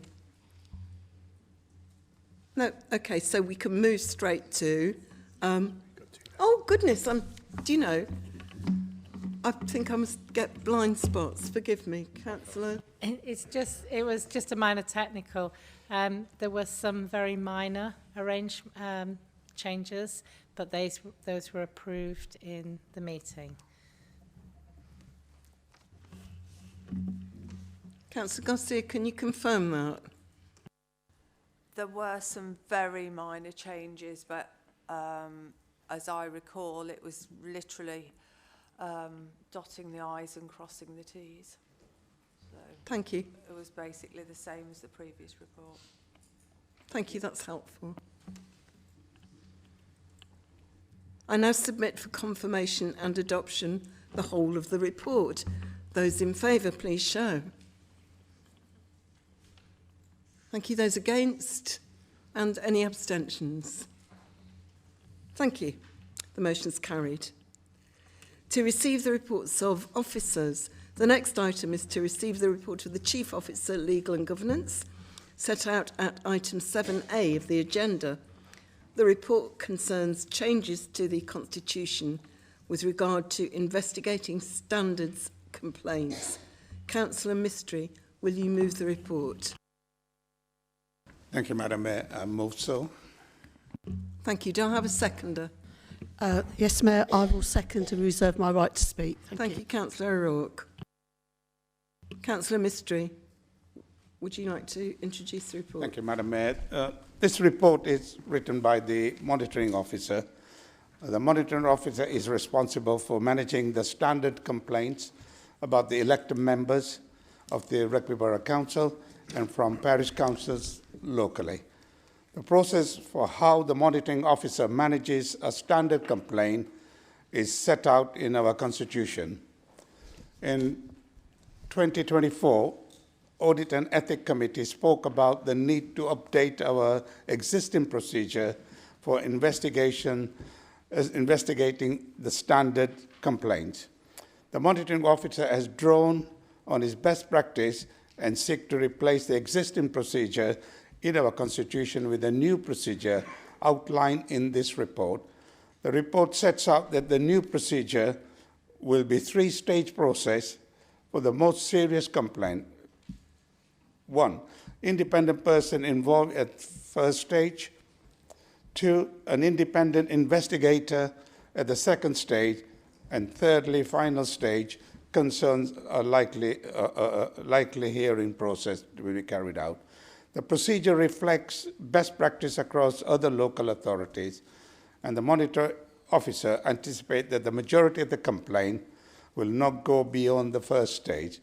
And this report has been to Audit and Ethics and it's been debated thoroughly, and we ask this council for their approval. Madam Mayor, I move so. Thank you, Councillor. Are there any speakers on this, please?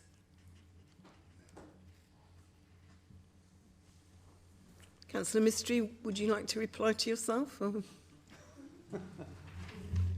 Madam Mayor, I think. It's Christmas, you know. So, no, okay.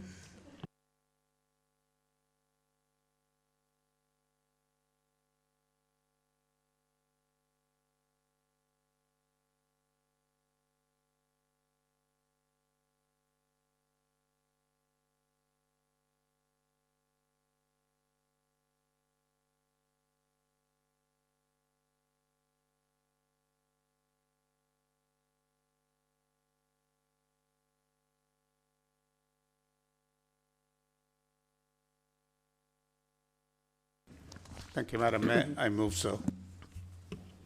Do I have a seconder? Mayor, I'll second it and reserve my right to speak. Thank you. Thank you, Councillor O'Rourke. Councillor Mystery, would you like to introduce? Thank you, Madam Mayor. This report, again, is written by the monitoring officer. It is a legal requirement for a council to formally appoint independent persons. It is set up in the report, the names as well. These are members of the public who assist the monitoring officer in dealing with standards complaints. Just over 2 years ago, the council voted to approve a number of independent persons for a period of 2 years, which had just expired, so it is necessary for this council to formally vote to reappoint them. Their terms of appointment in this report goes to the end of March 2028, and this has been debated in Audit and Ethics Committee, and I ask this council to vote for it. Madam Mayor, I move so. Thank you, Councillor Mystery. Do we have any speakers? Okay, Councillor Mystery, can I assume we just move straight to the vote? Those in favour, please show. Thank you. Those against? Any abstentions? Thank you very much. The motion is carried. The next item is to receive the report of the Chief Officer, Legal and Governance, concerning a proposed community governance review relating to Holton. Councillor Mystery, will you move the report? Thank you, Madam Mayor. I move so. Do I have a seconder? Mayor, I'll second it and reserve my right to speak. Thank you. Thank you, Councillor. Do I have any speakers? Councillor. Oh, I'm so sorry. Please. I'm after getting to the mince pies. I'm sorry. I've earned my mince pie tonight. I know. Yeah, so I don't want Councillor Adam Daly to think he's going to get two tonight. Councillor Hold your Mystery, place. forgive me. Madam Mayor, this report again is written by the monitoring officer. It is a legal requirement that when the council received a valid petition from the resident requesting a community governance review, then the council must start the process of review, but the council still needs to authorize this review. The council has received a lawful and valid petition from the residents of Rugby radio station ward of Clifton upon Dunsmore parish. This report sets out the terms of reference for what that review and the 12 months in timetable for the review. It sets out in the report. The result of the review will be brought back to this council for your approval. This report seeks the council authority to commence that review. So, Madam Mayor, I move so. Thank you, Councillor Mystery. Councillor Daly. Thank you, Madam Mayor. As we consider beginning the Community Governance Review, I want to highlight why this process is so important for residents in Holton. Holton is no longer a developing extension of Rugby. It is an established community with a strong and growing identity of its own. With thousands of residents, its own schools, community facilities, growing local centre and active community groups, Holton functions as a distinct place within our borough. Almost all Holton households currently contribute to the Clifton upon Dunsmore Parish Council precept, despite residents' local priorities, identity and service needs differing from those of the historic Clifton village. Prior to the first residents moving into Holton, the fact that the radio station site sat within Clifton's boundaries didn't really matter. Now, however, there are 3 times as many households paying the precept from Holton than from Clifton itself. The review gives us the opportunity to assess whether a separate parish council would allow for clearer accountability in how local precept contributions are raised and spent. Above all, this review gives residents a meaningful voice. Through the consultation phases, every elector in Holton and Clifton, along with businesses and community groups, will have the opportunity to influence the future shape of local government in their area. This is an opportunity to ensure that parish governance keeps pace with the real and rapid changes taking place within Clifton's historic parish boundaries, and that residents feel their contributions, their identity and their democratic voice are properly recognised. Thank you.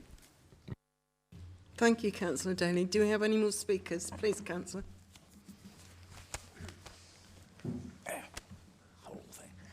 Thank you, Madam Mayor. I was a little surprised to see this item on the agenda, especially when you consider that there's probably about 3 or 4 of us still left on this council. Remember that Holton was a sustainable urban extension. It never was a parish or a village. It was a sustainable urban extension. Now, I can understand where Clifton's coming from. They must feel somewhat dwarfed by this huge conurbation that's growing up beside it. And it's only a third built at the moment. It's still got 2/3 to go. So I think we should look closely at chapters 6 and 7 of the report, which gives us the opportunity to both parish and de-parish areas if we wish. It gives us the opportunity to look at town councils and their sustainability going forward. So I think this needs to be a thorough and deep review, and not just, oh, well, we'll have another parish council somewhere that'll look after 6,500 households. Thank you, Madam Mayor. Thank you, Councillor Sanderson. Councillor Morin. Thank you. I just wanted to say a couple of quick words, again, to echo what Councillor Sanderson said. I think it'd be really helpful if, I don't know if any of the councillors opposite were involved in that planning process in the previous local plan and iterations, but I think it does raise a very important point about if Holton was put forward as an urban expansion, how that now tallies with what we're talking about today. The other point I wanted to make, the other kind of serious point was, of course, you know, it's legitimate by the definition of a democratic process for any area to look to take part in this local governance review. and that's absolutely appropriate and valid. I think I'm a little surprised, obviously, in the context of where we're going now with local government reorganisation. It's the extent to which what's been done in Holton, does it either set a precedent on its own in isolation, or does it start then to become subsumed and subservient to the wider local government reorganisation piece that's got to be done across the entire borough? So that just throws itself as a question out there. But I will just say one last thing, just slightly tongue-in-cheek, that a good thing perhaps if Holton does have a parish council, would it then respect a design code that it may have for its estate? Because it's a true work of art that officers and councillors at the time can put so much effort into creating a design code that I think was a great photo opportunity and won various awards, but then at the first opportunity disregard it. So perhaps with a parish council behind it, it may have more validity and more resonance to last the test of time. So thank you. Thank you, Councillor. Please, Councillor Simpson-Vince. Thank you. I'm just going to come back a bit on the urban parish. Corston kind of set the tone, really, of like a urban development that then developed into a parish council. So I think it will be interesting to see with the review what comes out of that. But I think, you know, Corston kind of got there first. Thank you. Councillor Mackenzie. So I was a resident in Corston for the last 20 years. It was within the parish of Dunchurch. So we precepted Dunchurch. So we were never in the urban area as such. We didn't create a new parish council. We seeded from an existing parish council, which is what Holton wants to do. But it didn't set a precedent in terms of an unparished area becoming parished. It was already a parished area, just seeded out of Dunchurch, which made sense. I think as part of the wider review, as we look at the town council, any of these parishes that sit right on the edge of Rugby town, of the unparished areas of the town, say Corston to Bilton, as to whether they would actually wish to stay parished or wish to be part of the town council. I think it's quite important that people have that opportunity to decide their own fate. I mean, Liberal Democrats are always keen at democracy at the lowest level, so, you know, I think it's absolutely appropriate that Holton cedes from Clifton at this point, not wanting to you know, preclude the results of the review, but actually that's democracy at its finest, at its lowest level. Should they then wish to become actually part of a town council that we, you know, all actually I think everybody aspires that we create for Rugby, I think that's a really good question to be asking some of our parishes that are close by, that actually, do you identify as part of the town, or do you really identify to be a separate body? You know, we shouldn't necessarily accept the status quo and just add on a town council. I think we need to ask people really what their views are. Parish councils do a brilliant role, but they can be very difficult to recruit for. You know, they can bring their own challenges, and if parish councils are expected to take on more services than they do now, you're putting a higher load on a group of volunteers, and actually it might be that some areas feel that that's not where they want to go, and we need to give them that opportunity. Thank you. Thank you. Councillor Wood, please. Thank you, Madam Mayor. As a councillor we have lots of parishes within our ward, and I know the benefits that they have. I know we talk about some parishes are run better than others and that sort of thing, and more effective. But I'm actually quite astounded at Councillor Sanderson's comments, because the way I got across is almost because we've had residents of themselves are putting forward that they would like Holton to become a parish, and it seems like it's almost like we're saying, but we're not going to listen to them. That's kind of the impression I got from the comments. I'd like to be corrected on that, but that's kind of the impression I got, Madam Mayor. And I think we should always be listening to our residents. So, thank you. Thank you. Do I have any more speakers? Councillor Gillies. Yeah, thanks, Madam Mayor. Yeah, certainly going back, you know, to the late 1990s, it was voiced by the Countryside Agency at that time to promote quality parish councils, with a view of devolving services back down to those responsible parish councils. And and I had the great honour of being the parish council and chairman at the time in 2007 when Paylton Parish Council became that first quality parish council in the borough of Rugby. And, you know, that's what it's all about. Right at the foot of democracy, right at the grassroots, for people that live within that community to get things done. And one of the shining examples in my ward is Brinklow Parish Council. You know, that they've got a thriving lengthening scheme where they're going out and doing all the jobs, cleaning all the drains, you know, sweeping up where it needs to be swept up. Massive amount of work for the community, and people do really appreciate it. And I've got to be thinking in terms of, yes, the Corston was the 41st parish in the borough of Rugby, and it's quite possible that Holton could be the 42nd. So good luck to them. Thank you. Thank you, Councillor. If there are no more questions, or no more comments, sorry, no more speakers, Councillor Mystery, would you like to reply? I'll have the last word, wouldn't I? Madam Mayor, a lot of debate. I think this is a valid petition that's got to go through the process. I've spoken to the monitoring officer, and we can have a debate about all the rest of the thing. And the idea that, you know, we had a debate on the precept yesterday. You're not going to escape whether you're in the urban area or parish area. You still have to pay the precept. And if you're not careful, Councillor Mackenzie is absolutely right. You know, if you're not careful, it is a big area which is growing, Holton. And if you don't have the right people to run it, away from what we're trying to discuss within the framework of LGR, and you know, I mean, if you get another half a dozen, I don't think we have the capacity to deal with all those, but we have a lawful duty to do that. So just be mindful that people don't jump up and down and say, I want a parish council all over the places, yeah? So, Madam Mayor, I will rest my case. Thank you, Councillor Mystery. Right, move to the vote, please. Those in favour, please show. Thank you. Any against? Any abstentions? Motion's carried.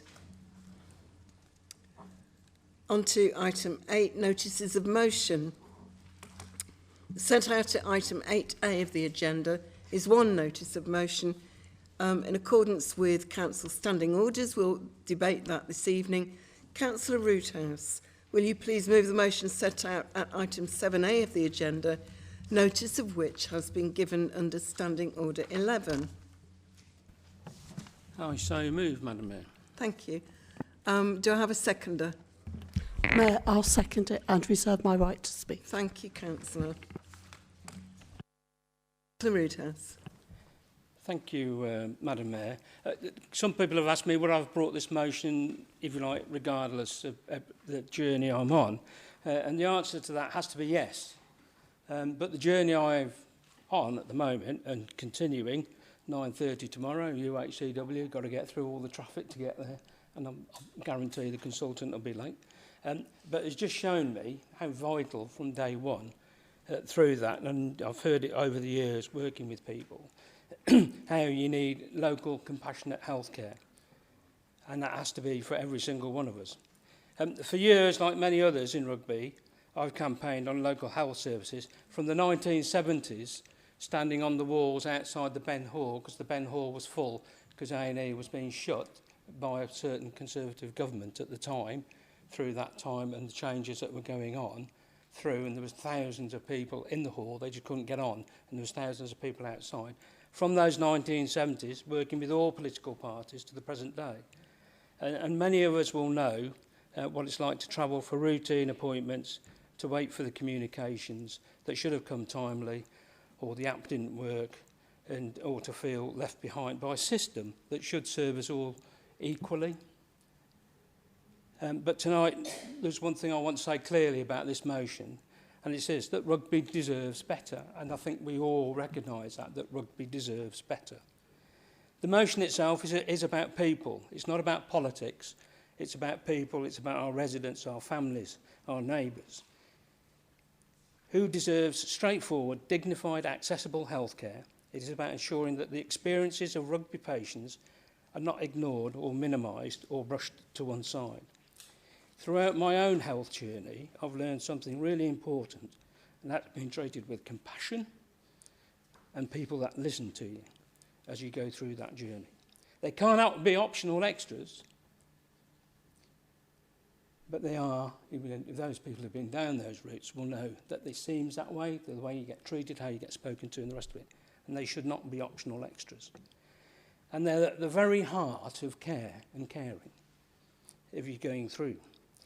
Yet too many Rugby residents I've spoken to over the years, and still do, feel their voices are never heard, they do not count, their concerns disappear into the black hole between Coventry and our community, or wherever the system is taking us.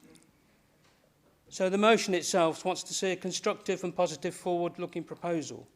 This is not about setting up barriers and trying to shoot the NHS down, or UHCW, Walsgrave, whatever you want to call it. This is about trying to take proposals that wants to set out a fair deal for our local people. And I'm asking for 5 simple things. The motion asks for local access to care where it's safe and practical to do so. Clear, respectful communication so patients know what's happening with their care and are treated with dignity. To find out, as I did the other day, somebody, when I was talking to them about this, they had a letter come through and they were told in that letter exactly what was wrong with them and the diagnosis that was one of them. They had not seen the consultant, they hadn't seen anybody else. And I won't go fully into that diagnosis, but I can, it was a very serious diagnosis. And it came up on the app and they had the letter and they hadn't seen anybody else. That cannot be right. It cannot be right. So we want a genuine commitment to capturing that patient experience. I'm a part of Health Watch. Health Watch could disappear next year unless the government changes its mind. We need to ensure that the patient experience is being captured and learnt and being acted upon. We need regular accountability through the Rugby Health Forum and the partnerships that we have, and we need that to be done in a transparent way with annual public reporting. And then a long-term plan for St Cross, which is done in a transparent and more open planning way in discussion and in partnership, which is a vital part of our growing town, as we all know, working with the GPs and what we want. I don't believe these are unreasonable, and I'm willing to roll up my sleeves and work as hard as I can to get this done.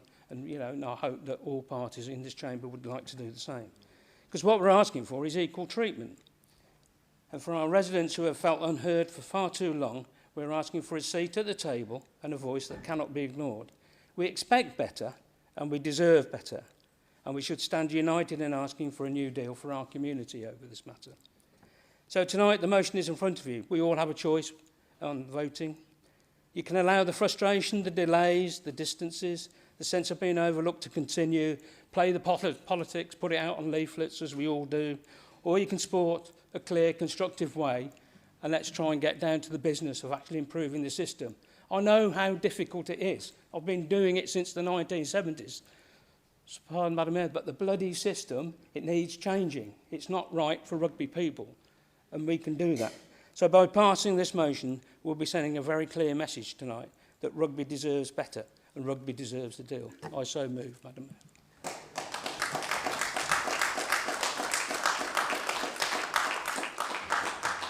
Thank you, Councillor Roothouse. Do I have speakers, please?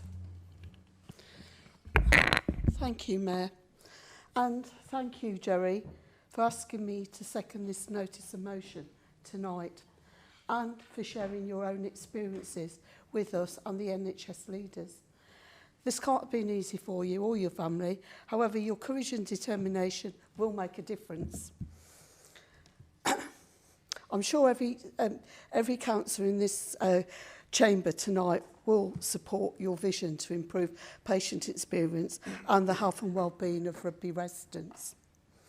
I believe the motion set out before us tonight will give us that opportunity to bring all partners together and to work in collaboration with the aim of implementing measurable actions that will lead to improved patient experience and improvement in our local population health.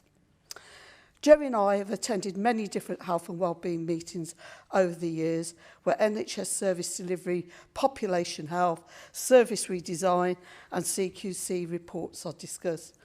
However, like Jerry, I agree, one area that needs to be strengthened and is often overlooked is in communications and engagement. NHS and local government leaders need to be listening to work with patient groups like the local health forums, patient participation groups, the March for St Cross group and local businesses to ensure rugby people know what their choices are. We need to possibly encourage all partners to commit to providing health and wellbeing activities in their workplace, in community spaces and in parks and open spaces. We need to grow our GP referral services and social prescribing to prevent people with long-term illnesses from being admitted to hospital. But we also need to make sure that local people are not having to make needless journeys to Coventry and Warwickshire hospitals for treatments that can and should be provided locally. Jerry's own experience clearly demonstrates, unless you ask, you might not get that choice, and that just isn't acceptable.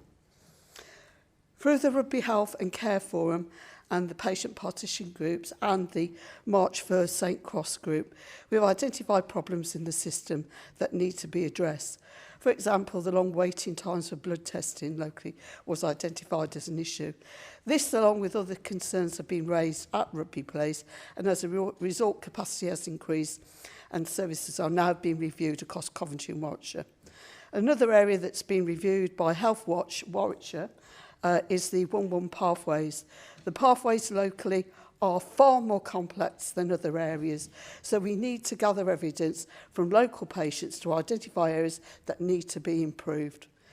We've also been asking University Hospitals Coventry and Warwickshire and the Integrated Care Board for detailed communication plans of what services are available at St Cross and in primary care, so we can ensure patients are accessing the right services in the right place.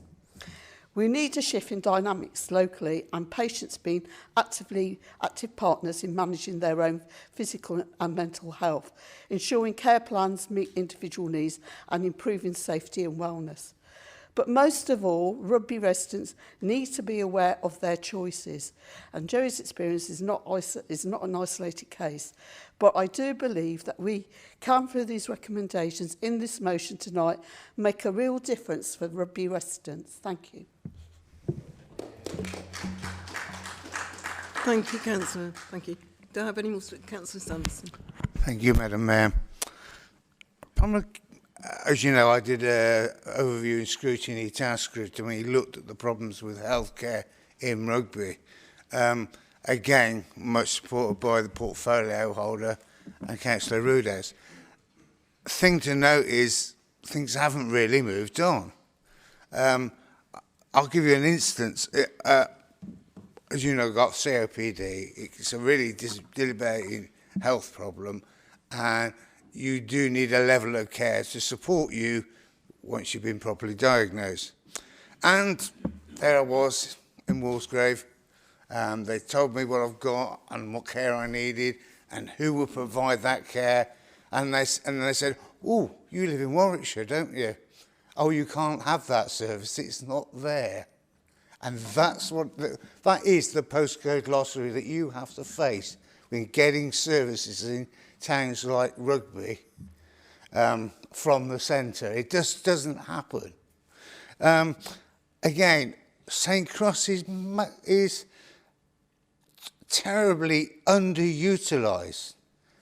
There is space there to do lots of good community clinical work, but we need the doctors there to deliver the service.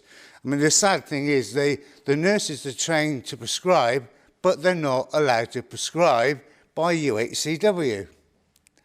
Now, what's gone wrong there? Why isn't that happening? All we're really asking for is equality and quality of service here in Rugby, and I hope every member in this room will support that. Thank you, Madam Mayor. Thank you, Councillor. Thank you. Any more speakers? Councillor Roothouse, would you like to reply? So sorry, Councillor Roothouse. Right. I've missed out the leader of the council again. No, sorry. Look, I'm not going to pull any pun. Apologies, thank you. Train of thought then.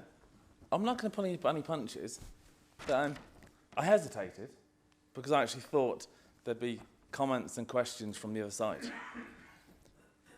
And I don't know what the terminology this is. I'm not angry. I'm just really, really disappointed.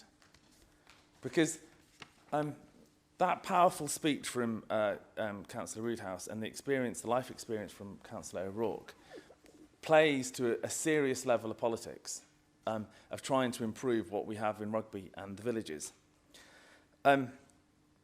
So look, I wholeheartedly agree with the motion and additional proposal as put forward here.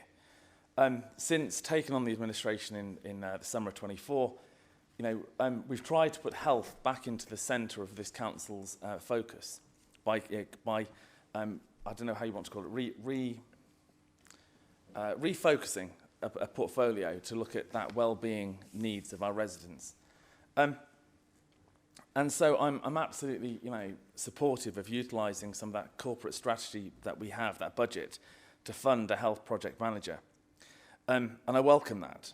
And I also want to put on record and acknowledge the work that Councillor O'Rourke and others have done so far this year in organising that citizens' assembly to try and coordinate the relevant voices within the town.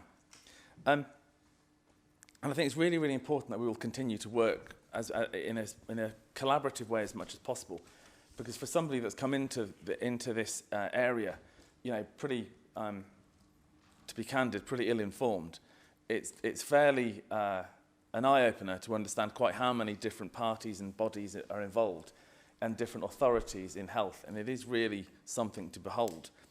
So we couldn't be more engaged, so absolutely committed to delivering that central plank of the corporate strategy, which is a healthier rugby. But I do want to put on note that we've not been sitting idle. So one of the first things, obviously, Councillor O'Rourke made reference to the March for St Cross, which is in response to the closure of the Hoskin ward. And I don't know if I gave proper time to it, justice to it at the time, but we did, on behalf of the council and on behalf of residents, we did, really push the legal argument to challenge and to test the validity and the way in which that decision was taken, just to ensure that Rugby's residents were considered. And ultimately, through that legal process, through the courts, that was determined that they were. But I do believe it put on a record, on a legal record, that this council and Rugby's residents have a duty of care, the relevant health authorities have a duty of care to this council and to its residents to provide that health service that's so important. And we've got to speak up. We can't be shy in this regard. I don't think there's anybody who doesn't consider health, a major issue facing us at this time. The recent results from UHCW in terms of the league table rankings, they're a cause for huge concern. And we have been engaging with the relevant authorities at UHCW. But it's really important to put on record that we're not simply there to make up the numbers. We've got to be a very, very strong critical friend. We've got to challenge that because it is such an important area. Councillor O'Rourke mentioned some quick wins, hopefully, in terms of increased blood test availability, but that is just the tip of the iceberg. I think, as Councillor Sanderson said, there's a lot more that can be done. And going back to what I said at the start of the evening in relation to the town centre and the opportunity to create a town centre hub, that then affords a way in which elements can be decanted from St Cross and then create that space at St Cross for that investment in new theatres that can benefit all of us. But I did try and prepare something at the end, but unfortunately Councillor Willis isn't here, so I feel slightly awkward in trying to make some sort of pantomime reference. But I'm going to persist because I think it's really important at this time of year because, look, there's got to be an element by which we take these subjects really seriously. And I think all that we've done, or the personal experience with other colleagues and officers, trying to address and improve the level of health provision in Rugby is not easy. It's complex. It's been the product of years and years of misadministration and poor decision-making. And party opposite, you're completely cognizant of that. You know how complex it is. You know how challenging it is. So to kind of, to put out, let's all sign a petition, let's bring back an A&E, as if it's something no one's considered, or it's something that can be done at the stroke of a pen. It's so much more complex than that. And I think, hence my pantomime line to Councillor Willis was going to be, look behind you, because what's behind you is 20 years plus of responsibility for the health service. So look, I want to end on the tone that Councillor Roodhouse set. We've got a collective responsibility to be really grown up about this. It needs really, really considered effort to make healthcare provision in this borough better. And so I welcome the motion, fully support it. The administration will be investing into a health project manager. And yeah, a big year ahead. Thank you. Thank you. Councillor. As somebody who has a health service background and has, worked in the field and in hospitals and in community, the idea that you have such poor communication and experiences that you have described, Councillor Roodhouse, is actually distressing. It is a professional and moral failure, and it is a great shame that in processing things so quickly, the human has been forgotten, the person. And, that then extends to, actually having a service that's weak, hence why you end up with a hospital at the bottom of the rankings.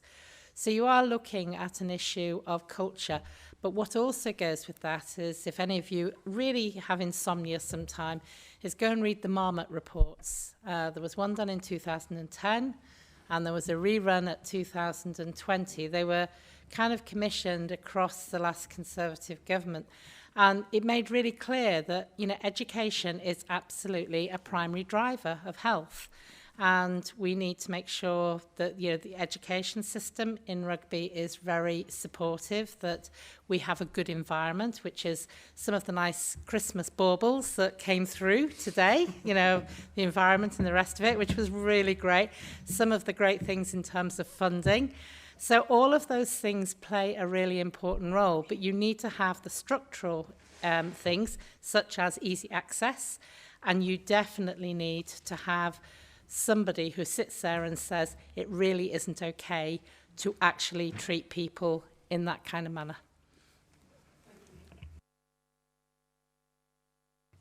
Well, having worked on my own self-employed since 1974, you find that you very, very rarely get thanks when the jobs go great, but you get lots of criticisms when things don't go quite right. That's what it is in life, isn't it? No thanks when things go right. So, unfortunately, I went through a period of some decades where I never had to go to hospital at all. I never even went to the doctor's surgery. Because what happens when you go into the doctor's surgery, you meet somebody, say, how are you then? Well, I'm in the doctor's surgery. I can't be very well.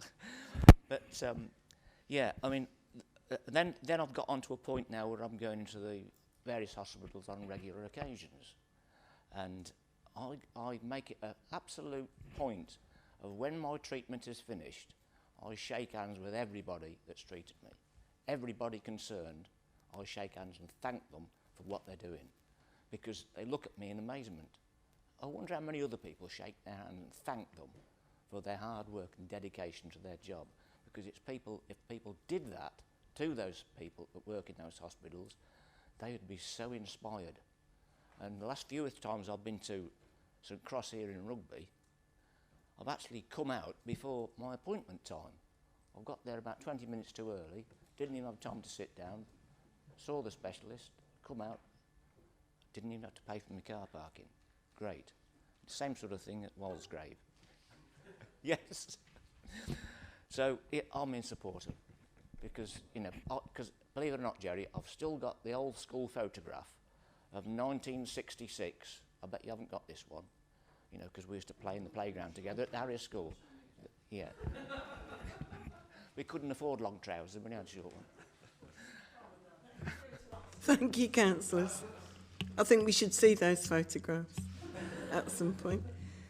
Councillor, would you like to reply? Thank you, Madam Mayor. Can I thank members for their particular comments. I believe the Chief Executive is already drawing up a job description and to start looking at that post. There is funding available through the corporate strategy and we can get onto that straight away, which is great rather than having to wait for all the budget rounds. The NHS and the health system it is complex, as Councillor Maggie O'Rourke and myself know. And one of the problems for rugby is we are connected to UHCW, Walsgrave, which is the main trauma centre. And I have to say, if I had a major brain tumour or major issues, I want to go to Coventry. You know, that is one of the leading centres in the country around that. And you can quite clearly see, you know, with all the equipment and everything else got. But they are in Coventry. We live in Warwickshire and St Cross is in Warwickshire. And then you have to get your head around the commissioning arrangements for services.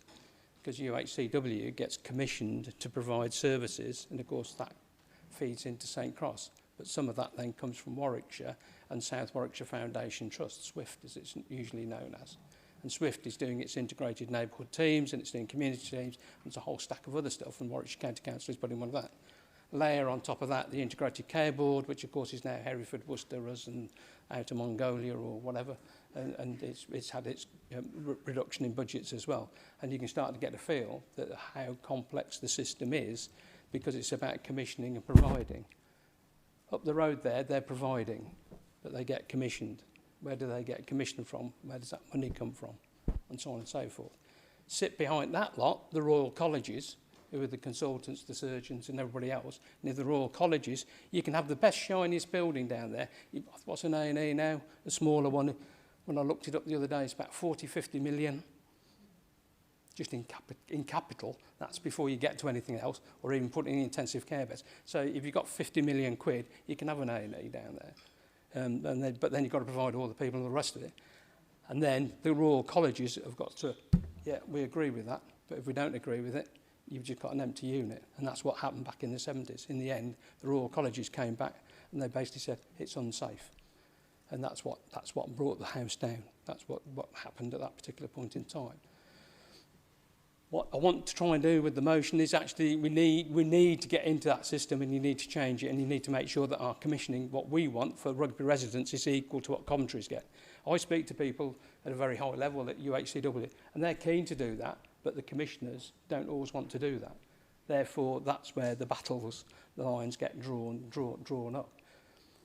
You know, over what I'm going through, and there's still more to go through, is I did a patient experience story back to the chief executive and the chairman and a couple of directors at UHCW, and we did a film. They didn't want to do a film. It's normally just a straightforward talking head. I said, no, I'm going to do a film. So, and the communications lady who just arrived at Coventry came across to St Cross because it was all filmed at St Cross, outside the Maple unit and everywhere else. And one of the first questions she asked me, he said, do you live local? I said, yeah, I live about a 15-minute drive down the road, 10 minutes, rugby. Oh, right. And after we did it all and filmed it all, and they sat there, and they said, did anybody ever ask you where you came from? Like I asked you at the beginning. I said, no, they don't. Because my number's EH4041, whatever, that's my hospital number, you know, and so on and so forth. At every point in the journey I've been on so far, and I'm fortunate because I know when they say I'm going to book you in for an MRI or CT or nuclear medicine, the PET scans and all the rest of it, I've had to say, can I have that in rugby? The only one you can't have is the PET scan, the nuclear stuff. But yeah, that's the real. But I knew I could have an MRI, I knew I could have a CT scan, and I knew, you know, all the other bits and pieces that I could get. And then to crown it all, towards the end, when I sat in front of the oncologist and we were going through everything, and he says, we're going to put you on this one, and that'll be a 7-hour infusion or whatever else. And I said, fine, okay, right. So where, and that's it, you know, you sat in the Arden unit at Coventry. I said, can I have that at the Maple unit then? Oh, don't know about that. And then Betty, who's my Macmillan nurse, who I've got to know quite well, she said, I go to rugby every Tuesday. We can sort that out for you. You know, and it's the small things, but they have a massive impact. And the communications lady also said, Well, surely there must be a system we can introduce into Coventry which says where you come from. Yeah, I get your point, Tony. They're all brilliant staff, and you know, I get the whole point. Yeah, I met one of the nurses. Yeah, she was panicking a bit because she'd spent half an hour trying to bloody park her car before she came on shift, and she was all like het up and this, that, and the other. And I said, yeah, don't worry, sit down. But it's the simple things, and then getting transparency and doing those discussions. I'm sure at a senior level there is a willingness. You know, the title of the film, which the board and they're going to use on a development day and for some training sessions, is, you know, is okay good enough? I've been treated okay. I'm going through the system. It's okay. But is that good enough? Is that what we expect? Personally, I think we can do better. And we should do better. And that's what this motion's about. You know, that Rugby residents, you know, I'm sorry, but you can't have everything. But actually, surely we can improve things and move off the, it's okay, isn't it? Yeah, it's okay, fine. I've got another 2 chemos to go through, this, that, and the other. It'll all happen, you know, this, that, and the other. It's okay. But is that good enough? How you treat people? That's coming back to this listening and the compassion. You look at all the data that I've seen over the years with Health Watch and all the rest of it. And all the data says compassion and listening and kindness. And if you can fit those into the system and work it through that whole system going through, the massive mental health effect that has on patients and people who are going through it is enormous. I can assure you, it is enormous. I've seen it. Just through, you know, a few words from a health professional, which are the right words at the right time, in the right place, has a massive mental health impact, and it makes that individual feel as a human being, rather than going through the sausage machine and saying, well, is okay good enough?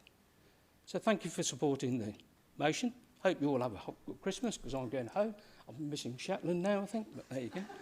So, you know, but that's what it's about, and that's what I'm passionate about, and that's what I'll keep fighting for to the very end. And so, thank you, Madam Mayor.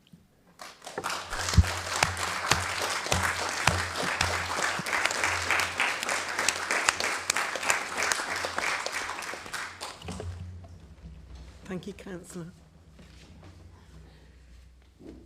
I now put the motion to the vote. Those in favour, please show. Thank you. Those against? Motion's carried. Thank you. That concludes the business of the meeting. I'd like to wish everyone, residents of the borough, people in this chamber, everyone, a really happy, joyful Christmas and a happy New Year. I'd love to see you in the parlour for a swift mince pie and whatever you'd like to drink. Not whatever you'd like to drink, what's available to drink, I should say. You might get an extra mince pie if you can spot what's different about this chamber. That's all I'm saying. No. Tell me later. Thank you very much, everybody. Thank you.